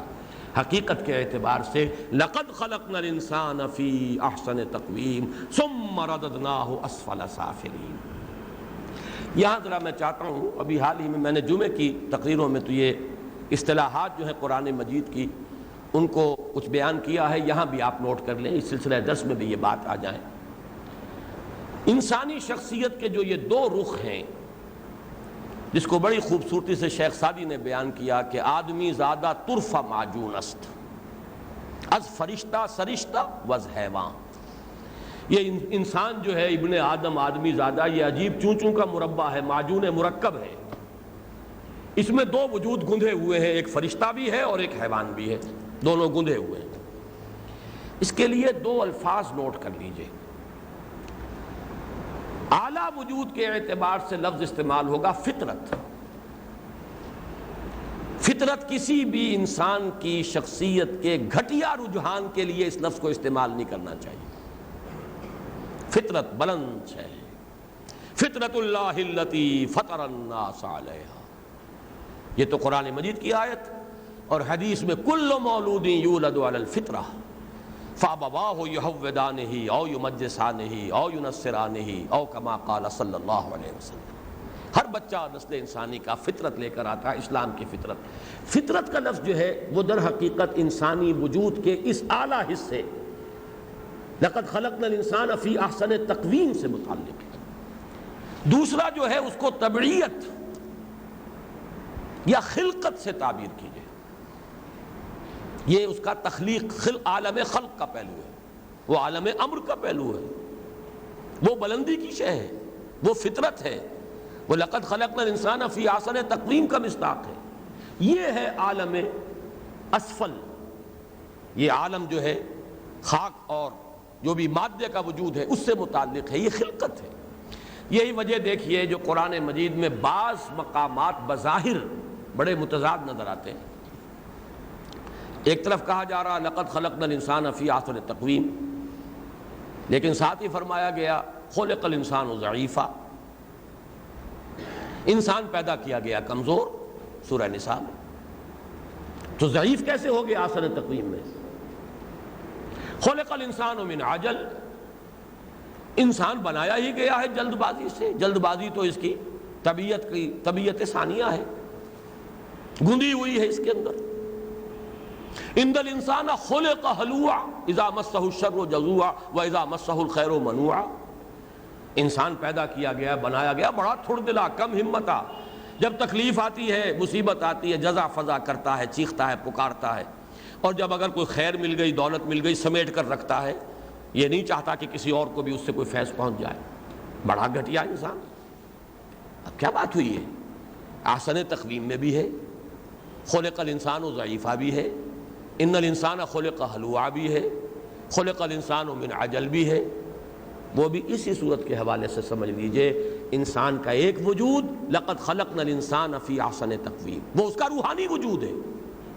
پہلے وہ وجود میں آیا ہے، وہ ہے جس کے بارے میں فرمایا گیا فطرت اللہ التی فطر الناس علیہا. وہ ہے جس کے بارے میں حضور نے فرمایا کہ کل مولود یولد علی الفطرہ. دوسرا وجود حیوانی وجود ہے. یہی حیوانی وجود ہے. سورہ احزاب کے بھی آخر میں جو الفاظ آئے ان الانسان کان ظلوما جہولا، وہ ظلوما جہولا بھی وہ انسان کا روحانی وجود نہیں ہے، وہ انسان کا حیوانی وجود ہے. یہ ظلوم بھی ہے، یہ جہول بھی ہے، یہ ضعیف بھی ہے، اس کے اندر عجلت پسندی بھی ہے، یہ تھڑ دلا بھی ہے. ساری کمیاں جو ہے وہ اس کی خلقت میں ہیں، اس کی طبعیت میں ہیں. اس کی فطرت میں بلندی ہی بلندی ہے، رفعت ہی رفعت ہے. لقد خلقنا الانسان فی احسن تقویم، وہ فطرت. اور یہ جو فرمایا ثم رددناہ اسفل سافلین، یہ ہے اس کی خلقت اور اس کی طبعیت. جب بھی انسان کے وجود کے اس پست پہلو کی طرف اشارہ کریں، کبھی لفظ فطرت نہ استعمال کریں، خلقت یا طبعیت. لفظ فطرت بلندی کے لیے. ہاں ایک لفظ جو ہے سرشت، میں سمجھتا ہوں اس میں دونوں پہلو جمع ہو جاتے ہیں. انسان کی سرشت یہ ہے، یہ جو ہے سرشت، اس لیے کہ سرشت کے معنی ہی ہے گون دینا، باندھ دینا. سرشتن یہی لفظ ہے جو شیخ سعدی نے استعمال کیا ہے. آدمی زیادہ ترفع معجون از فرشتہ سرشتہ وز حیوان. گندے ہوئے ہیں دو وجود اس انسان کے اندر، ایک اس کا روحانی وجود لقد خلقنا الانسان فی احسن تقویم کے مصداق، ایک اس کا حیوانی وجود ثم رددناہ اسفل سافلین کا مصداق. اب اگلی آیت بالکل واضح ہے الا الذین. اب یہ چڑھائی چڑھنی پڑے گی. اس چڑھائی کا پہلا مرحلہ ہے، یہ ہے انسان کے فہم اور ادراک کا امتحان. حقائق کو پہچانے، ایمان تک پہنچے. الا الذین آمنوا. اس کے بعد عمل. اب وہ عمل صالح، محنت، مشقت. یہ وہی مضمون ہے جو آ چکا ہے سورہ بلد کے اندر. چڑھائی چڑھنی پڑے گی، گھاٹی کو عبور کرنا پڑے گا. فلاقتحم العقبہ، اس کو عبور کر کے ثم کان من الذین آمنوا وتواصوا بالصبر وتواصوا بالمرحمہ. یہی مضمون سورۃ العصر کا والعصر ان الانسان لفی خسر الا الذین آمنوا وعملوا الصالحات وتواصوا بالحق وتواصوا بالصبر. اور میں نے پہلے بھی آپ کو بتایا ہے، بڑی خوبصورت تعبیر کی ہے مولانا اصلاحی صاحب نے سورہ مدثر میں اس آیہ مبارکہ کی کہ سأرہقہ صعودا. ولید بن مغیرہ کے بارے میں اللہ تعالیٰ نے فرمایا میں اسے چڑھائی چڑھواؤں گا. یعنی جو عذاب بعض حضور نے دیکھا شب معراج میں، عذاب کی ایک شکل یہ بھی تھی کہ ایک انسان ہے بڑی چڑھائی پہ مشقت جھیل کر ہانپتا ہوا پسینہ پسینہ ہو کر چڑھتا ہے، پھر ایک دم نیچے گرا دیا جاتا ہے، پھر چڑھتا ہے. بس یہی اس کا عذاب ہے. چڑھتے رہو، چڑھو گے گرو گے، پھر چڑھو. یہی پہم عذاب ہے. سأرہقہ صعودا. تو بڑی پیاری بات کہی ہے. چڑھائی تو ہر انسان کو چڑھنی پڑے گی. یا اس دنیا میں چڑھائی چڑھ لو یا وہاں چڑھائی چڑھنی پڑے گی. یہاں کی چڑھائی کیا ہے؟ ایمان اور عمل صالح اور تواصی بالحق اور تواصی بالصبر. یہ یہاں کی چڑھائی ہے. یا تو یہ منزلیں یہاں عبور کر لو، یہ گھاٹیاں یہاں سر کر لو، ایمان اور عمل صالح کے تقاضے پورے کر لو، تواصی بالحق اور تواصی بالصبر کی منزلیں جو ہیں ان سے گزر جاؤ، یا پھر وہاں چڑھنا ہوگا. فطرت یا انسان کی خلقت جو ہے اس میں جو پستی ہے، چڑھائی تو اسے چڑھنی پڑے گی. یہاں نہیں چڑھے گا وہاں چڑھے گا. سأرہقہ صعودا انہ فکر وقدر فقتل کیف قدر ثم قتل کیف قدر. تو یہی ہے لقد خلقنا الانسان فی احسن تقویم. یہ ہے انسان کا روحانی وجود. ثم رددناہ اسفل سافلین. یہ وجود حیوانی، یہ بدن، اس کے تقاضے، یہ اڈ، یہ لیبیڈو، یہ بطن، یہ فرج، یہ ساری چیزیں اس کے ساتھ باندھ کر اور پستی میں ڈال دیا۔ اب اٹھو، چڑھائی چڑھو۔ وہ چڑھائی ہے الا الذین آمنوا وعملوا الصالحات۔ اب ان پستیوں سے ابھرو، اوپر اٹھو، چڑھائیاں چڑھو۔ فکر کی رفعت ایمان، عمل عمل صالح۔ الیہ یصعد الکلم الطیب والعمل الصالح یرفعہ۔ اچھی بات، اچھا نظریہ، اچھا خیال، صدق بالحسنی، اور اس کے ساتھ عمل اور محنت، عمل صالح، یہ ہے چڑھائی چڑھے گا انسان تو اس پستی سے نجات پا گیا۔ فَلَهُمْ أَجْرٌ غَيْرُ مَمْنُونٍ، ان کے لیے ہے وہ اجر کہ جس کا سلسلہ کبھی منقطع ہونے والا نہیں۔ گویا کہ اس نے اپنے اس مقام کو دوبارہ حاصل کر لیا جس پر اللہ نے پیدا کیا تھا۔ پوٹینشلی یہ پستی کا مکین نہیں ہے، پوٹینشلی اس کا مقام بہت بلند ہے، البتہ اس امتحان میں ہم نے ڈالا ہے۔ بہت بھاری لنگر اس جہاز کے ساتھ باندھ دیا ہے ہم نے، بہت بڑا بوجھ ہے جو اس غبارے کے ساتھ ہم نے باندھ دیا ہے کہ اڑ نہیں سکتا۔ اس سے اپنے آپ کو آزاد کرے۔ قد افلح من تزکا، یا قد افلح من زکاہا وقد خاب من دساہا۔ اور وہ کیا ہے؟ فاما من اعطى واتقى وصدق بالحسنى فسنيسره لليسرى واما من بخل واستغنى وكذب بالحسنى فسنيسره للعسرى وما يغني عنه ماله اذا تردى۔ جب خود دنیا میں پستی میں پڑا رہا تو جب جہنم کے گڑھے میں گرایا جائے گا تو وہ مال و اسباب جو جمع کیا تھا وہ کام نہیں آئے گا، وہ بچائے گا نہیں۔ پستی میں پڑے کے پڑے رہ گئے تو اب پستیاں ہی تمہارا مقدر ہے۔ آخرت میں بھی وہ جو کار مذلت ہے جس کا نام جہنم ہے، اسی کی پستیوں میں دھکیل دیے جاؤ گے۔ ہاں، یہاں ایمان اور عمل صالح کی بلندیاں اگر طے کر لو تو پھر تمہارے لیے لہم اجر غیر ممنون۔ اب آخری دو آیات جو ہیں میرے نزدیک اس ترتیب کلام کے اعتبار سے یہ ایک ضمنی مضمون ہے جو اس صورت میں آیا ہے۔ مضمون مکمل ہو گیا ہے۔ اصل مضمون عمود کے اعتبار سے جو اس صورت کا عمود ہے مکمل ہو چکا، جو قسم ہے اور مقسم علیہ ہے اور اس کے ساتھ جو متعلق مضمون ہے مکمل، لیکن ایک نتیجہ نکل رہا ہے اس میں، اور یہ قرآن کا اسلوب ہے۔ یہ نہ سمجھیے کہ جب میں ضمنی کہتا ہوں تو اس کا مطلب ہے غیر اہم، معاذ اللہ ثم معاذ اللہ، قرآن کا کوئی لفظ غیر اہم نہیں ہے۔ البتہ بعض مضامین، بلکہ میرا دعویٰ تو یہ کہ اہم ترین مضامین قرآن مجید میں ضمناً آئے ہیں۔ اصل عمود جو ہے قرآن کا اور اس کا اصل بیان اور اصل خطاب ہے عرب کے بدوؤں کے ساتھ گفتگو، ان کی ذہنی سطح کے مطابق گفتگو۔ جو اعلیٰ مضامین ہیں حکیمانہ اور حکمت کے اور فلسفے کے، وہ ضمناً کہیں آتے ہیں تاکہ وہاں وہی جم کر کھڑا ہو جائے، اپنی مائکروسکوپ فوکس کر لے جس کے ذہن میں وہ سوالات ہیں، ورنہ عام آدمی گزر جائے۔ اگر وہ مضامین زیادہ تفصیل سے بیان ہوتے تو یہ کتاب مبین نہ رہتی، پھر وَلَقَدْ يَسَّرْنَا الْقُرْآنَ لِلذِّكْرِ فَهَلْ مِن مُدَّكِرٍ، وہ بات نہ رہتی۔ پھر تو فلسفی چاہیے تھا اس کو سمجھنے کے لیے اور پڑھنے کے لیے۔ پھر تو منطق کو پہلے ماسٹر کرے تو پھر قرآن کو پڑھتا۔ قرآن کا اصل جو ہے خطاب وہ عرب کے بدو، وہ ان کی اپنی ذہنی سطح، بات چلی آ رہی ہے ان کی ذہنی سطح، ایک بات آئی ہے پھر گزر گئے، یا ایک اونچائی آئی ہے پھر گزر گئے۔ اب جس کے ذہن میں سوالات ہیں وہ تو وہیں جاس وہاں ڈیرا لگا کر بیٹھ جائے، یہ ہے اصل بات۔ اس کا سب سے بڑا ثبوت میں آپ کو دے رہا ہوں، قرآن مجید میں ختم نبوت کا مضمون بھی ضمناً آیا ہے۔ جس طرح احادیث میں صراحت کے ساتھ آیا، قرآن میں تو کہیں نہیں ہے۔ ضمناً سورہ احزاب میں خاتم النبیین، اہم ترین مضمون ضمناً۔ یہ 40 سال کی عمر کی میچورٹی ضمناً، حتی اذا بلغ اشدہ وبلغ 40 سنة قال رب اوزعنی ان اشکر نعمتک التی انعمت علی وعلی والدی، بالکل ضمناً۔ یہاں بھی نوٹ کیجئے یہ ضمنی بات ہے لیکن بہت اونچی بات ہے۔ جب تم دونوں چیزیں دیکھ رہے ہو، چاہے وہ بلندی پر جو ہے فائز وہ کم ہے، مائکروسکوپک مائنورٹی ہے، اس میں کوئی شک نہیں۔ Great majority of human beings وہ اینیمل لیول پر زندگی گزار رہے ہیں، واقعتاً پستی کے مکین ہیں، واقعتاً گندگی کے کیڑے ہیں، واقعتاً نجاست کی پوٹ ہے۔ ترفع ہے ہی نہیں، کوئی اونچا نصب العین نہیں، کوئی اعلیٰ مقصد نہیں، کوئی اعلیٰ خیال نہیں، کوئی اونچا زندگی کے اندر آدرش نہیں، کچھ بھی نہیں۔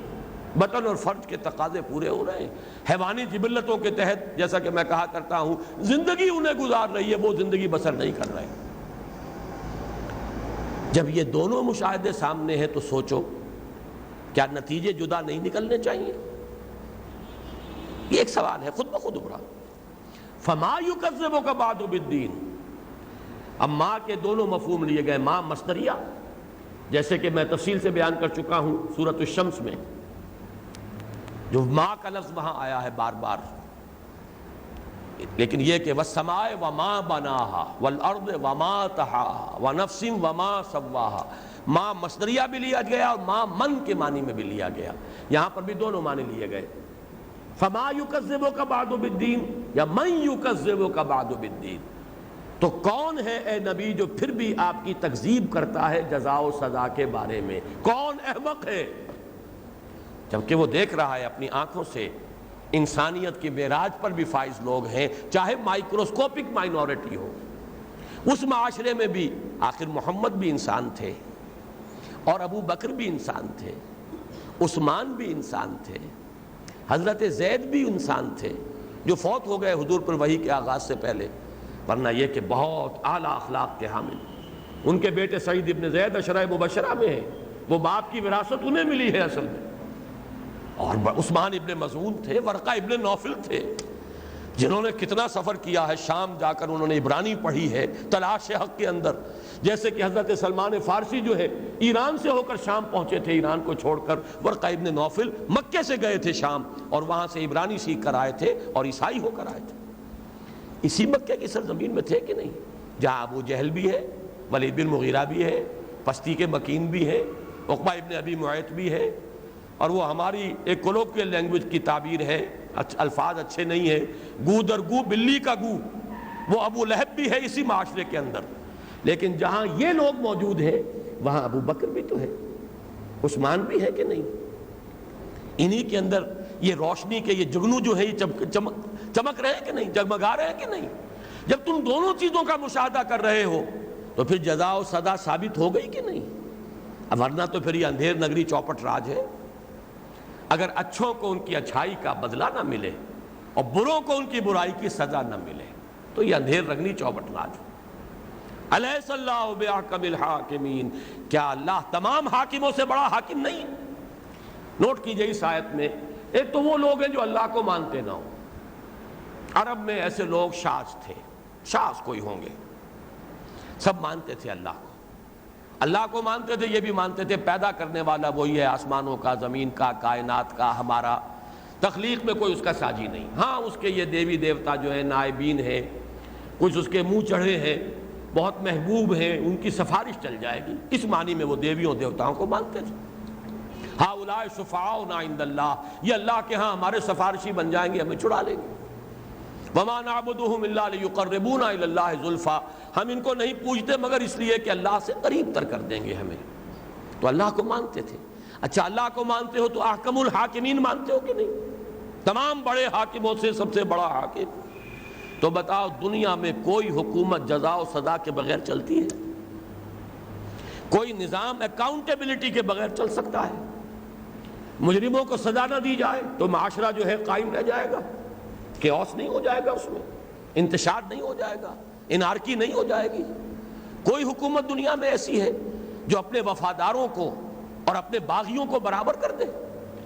یہی سوال ہے جو قرآن میں آتا ہے، افنجعل المسلمین کالمجرمین، کیا ہم برابر کر دیں گے اپنے فرما برداروں کو اور اپنے باغیوں کو اور مجرموں کو؟ مجرموں کو کیفر کردار تک پہنچایا جاتا ہے، وفاداروں کو خلعتیں دی جاتی ہیں، جاگیریں دی جاتی ہیں، نوازا جاتا ہے، خطابات دیے جاتے ہیں۔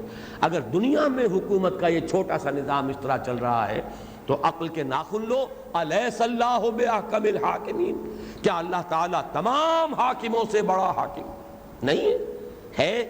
تو فما یکذبک بعد بالدین۔ اب یہاں ماں مصدریہ ہے، یہاں خطاب ہے اس تکذیب کرنے والے سے۔ اگر ماں مصدریہ مانا جائے تو اے مخاطب، اے جزا و سزا کو جھٹلانے والے، اے جزا و سزا کا انکار کرنے والے، کیا شے ہے کیا تیرے پاس عقلی بنیاد ہے جزا و سزا کو جھٹلانے کی؟ کوئی ہے دلیل تیرے پاس؟ جبکہ تو دیکھ رہا ہے کہ یہاں اچھے بھی ہیں اگرچہ کم، برے بھی ہیں اگرچہ زیادہ، لیکن نفی نہیں کر سکتے۔ برے سے برے ماحول میں بھی کوئی نہ کوئی ٹمٹماتا ہوا چراغ نظر آ جائے گا، اور اچھے سے اچھے ماحول کے اندر بھی آپ کو برے لوگ نظر آ جائیں گے۔ اس اعتبار سے جب یہ خیر و شر کا مشاہدہ ہو رہا ہے، دیکھیے یہ مضامین جڑے ہوئے ہیں، وہ خیر و شر جو ہر انسان اپنے اندر بھی محسوس کرتا ہے، فَأَلْهَمَهَا فُجُورَهَا وَتَقْوَاهَا، وہ خیر و شر جس کا اس کو خارج میں بھی مشاہدہ ہو رہا ہے، یہاں اس کے حوالے سے بات ہو رہی ہے۔ جب یہ دونوں مظاہر تمہارے سامنے ہیں، فَمَا يُكَذِّبُكَ بَعْدُ بِالدِّينِ أَلَيْسَ اللَّهُ بِأَحْكَمِ الْحَاكِمِينَ، تو پھر وہ کون سی بات ہے، کون سی دلیل ہے، کون سی منطقی بنیاد ہے، کون سی عقلی جو ہے اس کے لیے اساس ہے کہ تم انکار کر رہے ہو جزا و سزا کا؟ عقل اور منطق کا تقاضا تو پھر یہی ہے، اچھوں کو ان کی اچھائی کا بھرپور صلہ ملنا چاہیے، اور بروں کو، ظالموں کو ان کی برائی کی پوری سزا ملنی چاہیے، انہیں کیفر کردار تک پہنچانا چاہیے۔ الیس اللہ بأحکم الحاکمین۔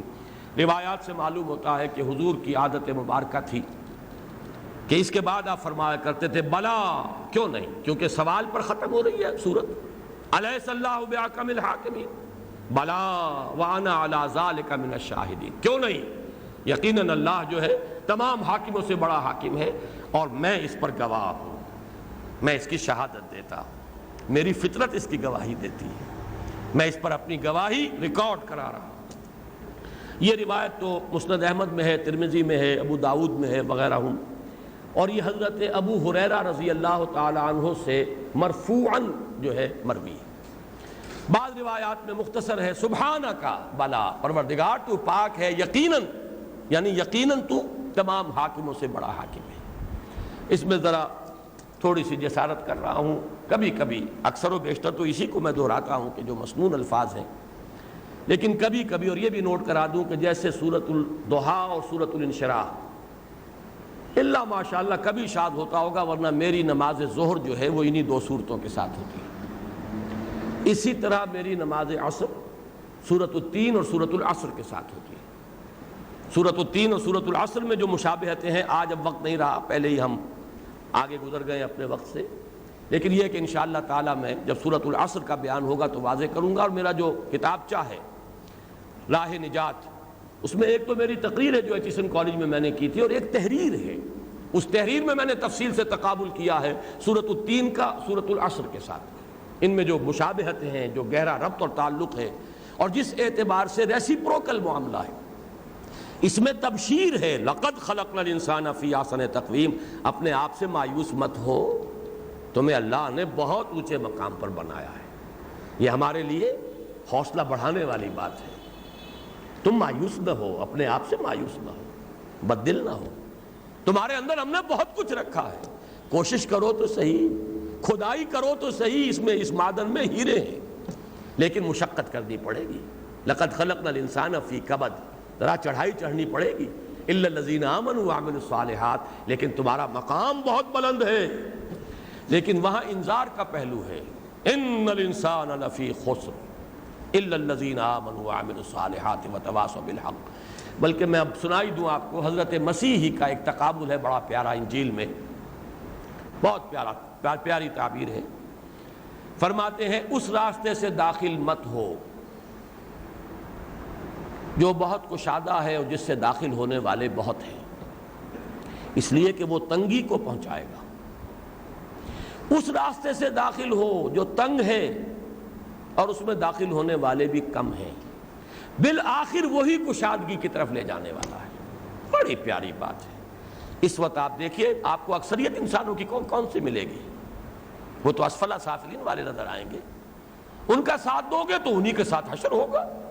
آخری تنگی فَسَنُيَسِّرُهُ لِلْعُسْرَىٰ، یہ اکثریت وہاں لے جائے گی آپ کو، یہ ماحول کے رنگ میں رنگے جاؤ گے تو وہاں جاؤ گے، فَسَنُيَسِّرُهُ لِلْعُسْرَىٰ۔ اس راستے سے داخل مت ہو جو بہت کشادہ ہے، اس پر چلنے والے بہت ہیں، اس لیے کہ وہ تمہیں بالآخر تنگی تک لے جائے گا۔ اس راستے سے داخل ہو جو تنگ ہے، مشکل ہے، گھاٹی ہے، فَلَاقْتَحَمَ الْعَقَبَةَ، اور کم لوگ ہیں جو اس میں داخل ہونے والے ہیں۔ اس لیے کہ میں تم سے کہتا ہوں کہ بالآخر کشادگی تک پہنچانے والی راہ وہی ہے۔ فَسَنُيَسِّرُهُ لِلْيُسْرَى، دیکھیے ایک ہی مشکات نبوت ہے، ایک ہی حقیقت ہے، ایک ہی حکمت ہے، الفاظ جدا ہیں، بات تو وہی ہے۔ فَسَنُيَسِّرُهُ لِلْيُسْرَى فَسَنُيَسِّرُهُ لِلْعُسْرَى، اکثریت جو ہے ثُمَّ رَدَدْنَاهُ أَسْفَلَ سَافِلِينَ کی ہے۔ ایک قدر قلیل عقلیت ہے، لَقَدْ خَلَقْنَا الْإِنسَانَ فِي أَحْسَنِ تَقْوِيمٍ، اس کا ثبوت جن سے کہ فراہم ہو سکے، بس یہ ضرور ہے کہ ہے ضرور۔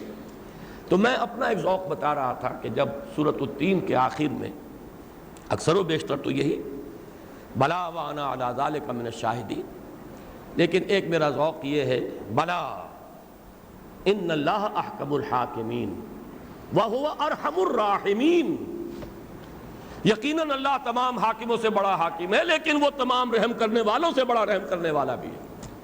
اس لیے کہ آدمی کانپ اٹھ جاتا ہے اللہ کی اگر حاکمیت کا تصور، اللہ اگر ہم سے حساب لے لے، منحوسبہ جس کا حساب لے لیا گیا وہ برباد ہو گیا۔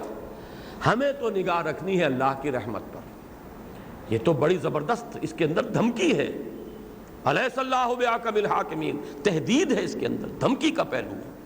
اگر اللہ نے ہم سے حساب کتاب لے لیا، وہ تو جو دعا سکھائی گئی ہے اللہم حاسبنی حسابا یسیرا، جیسے کہ آیا سورۃ الانشقاق میں فسوف یحاسب حسابا یسیرا، اللہ کے ایسے بندے بھی ہیں جن سے حساب بڑا آسان لیا جائے گا، بس پیشی ہو جائے گی، درگزر فرما دیا جائے گا، یہ حساب یسیر ہے۔ پروردگار ہم سے حساب یسیر لیجو۔ حساب اگر لے لیا گیا تو حضرت عمر فرما رہے ہیں کہ اگر برابر سرابر پر چھوٹ گیا تو بڑی کامیابی ہوگی، تو ہمارا مقام کہاں ہوگا؟ بلا ان اللہ احکم الحاکمین وہو ارحم الراحمین، لیکن وہ ارحم الراحمین بھی ہے۔ ہمارے لیے حوصلہ اگر ہمارا بنتا ہے تو اس سے بنتا ہے۔ یہ بالکل وہی ترتیب ہے جو سورہ فاتحہ کی مرکزی آیت میں ہے، ایاک نعبد و ایاک نستعین، پروردگار تیری ہی بندگی کریں گے، تجھ سے عہد کر رہے ہیں، لیکن ہم تیری ہی مدد کے محتاج ہیں، تیری مدد شامل حال ہوگی تو تیری بندگی کر سکیں گے۔ عزم ہم نے کیا ہے، ارادہ کیا ہے، وعدہ ہم کر رہے ہیں ایاک نعبد، لیکن پروردگار تیری اعانت، تیری توفیق، تیری تیسیر، اللہم اعنا علی ذکرک و شکرک و حسن عبادتک۔ تو یہ عبادت کے ساتھ استعانت کو جو جوڑا گیا ہے ایک ہی آیت میں، ایاک نعبد و ایاک نستعین، بلکہ میں تو زیادہ زور اس پر دیا کرتا ہوں، پروردگار ہم تیری ہی بندگی کرتے ہیں اور تجھ ہی سے مدد مانگتے ہیں، اس لیے کہ تیری توفیق و تیسیر کے بغیر تیری بندگی کا حق ادا کرنا ممکن نہیں۔ بالکل وہی ربط ہے جو میں یہاں پر بلا ان اللہ احکم الحاکمین، لیکن یہ کہ اس سے جو جان کانپتی ہے تو اس میں اگر سہارا لینے کے لیے کہتا ہوں وہو ارحم الراحمین، اسی پر توقع ہے، اسی کی رحمت کے ہم امیدوار ہیں۔ بارک اللہ لی ولکم فی القرآن العظیم ونفعنی وایاکم بالآیات والذکر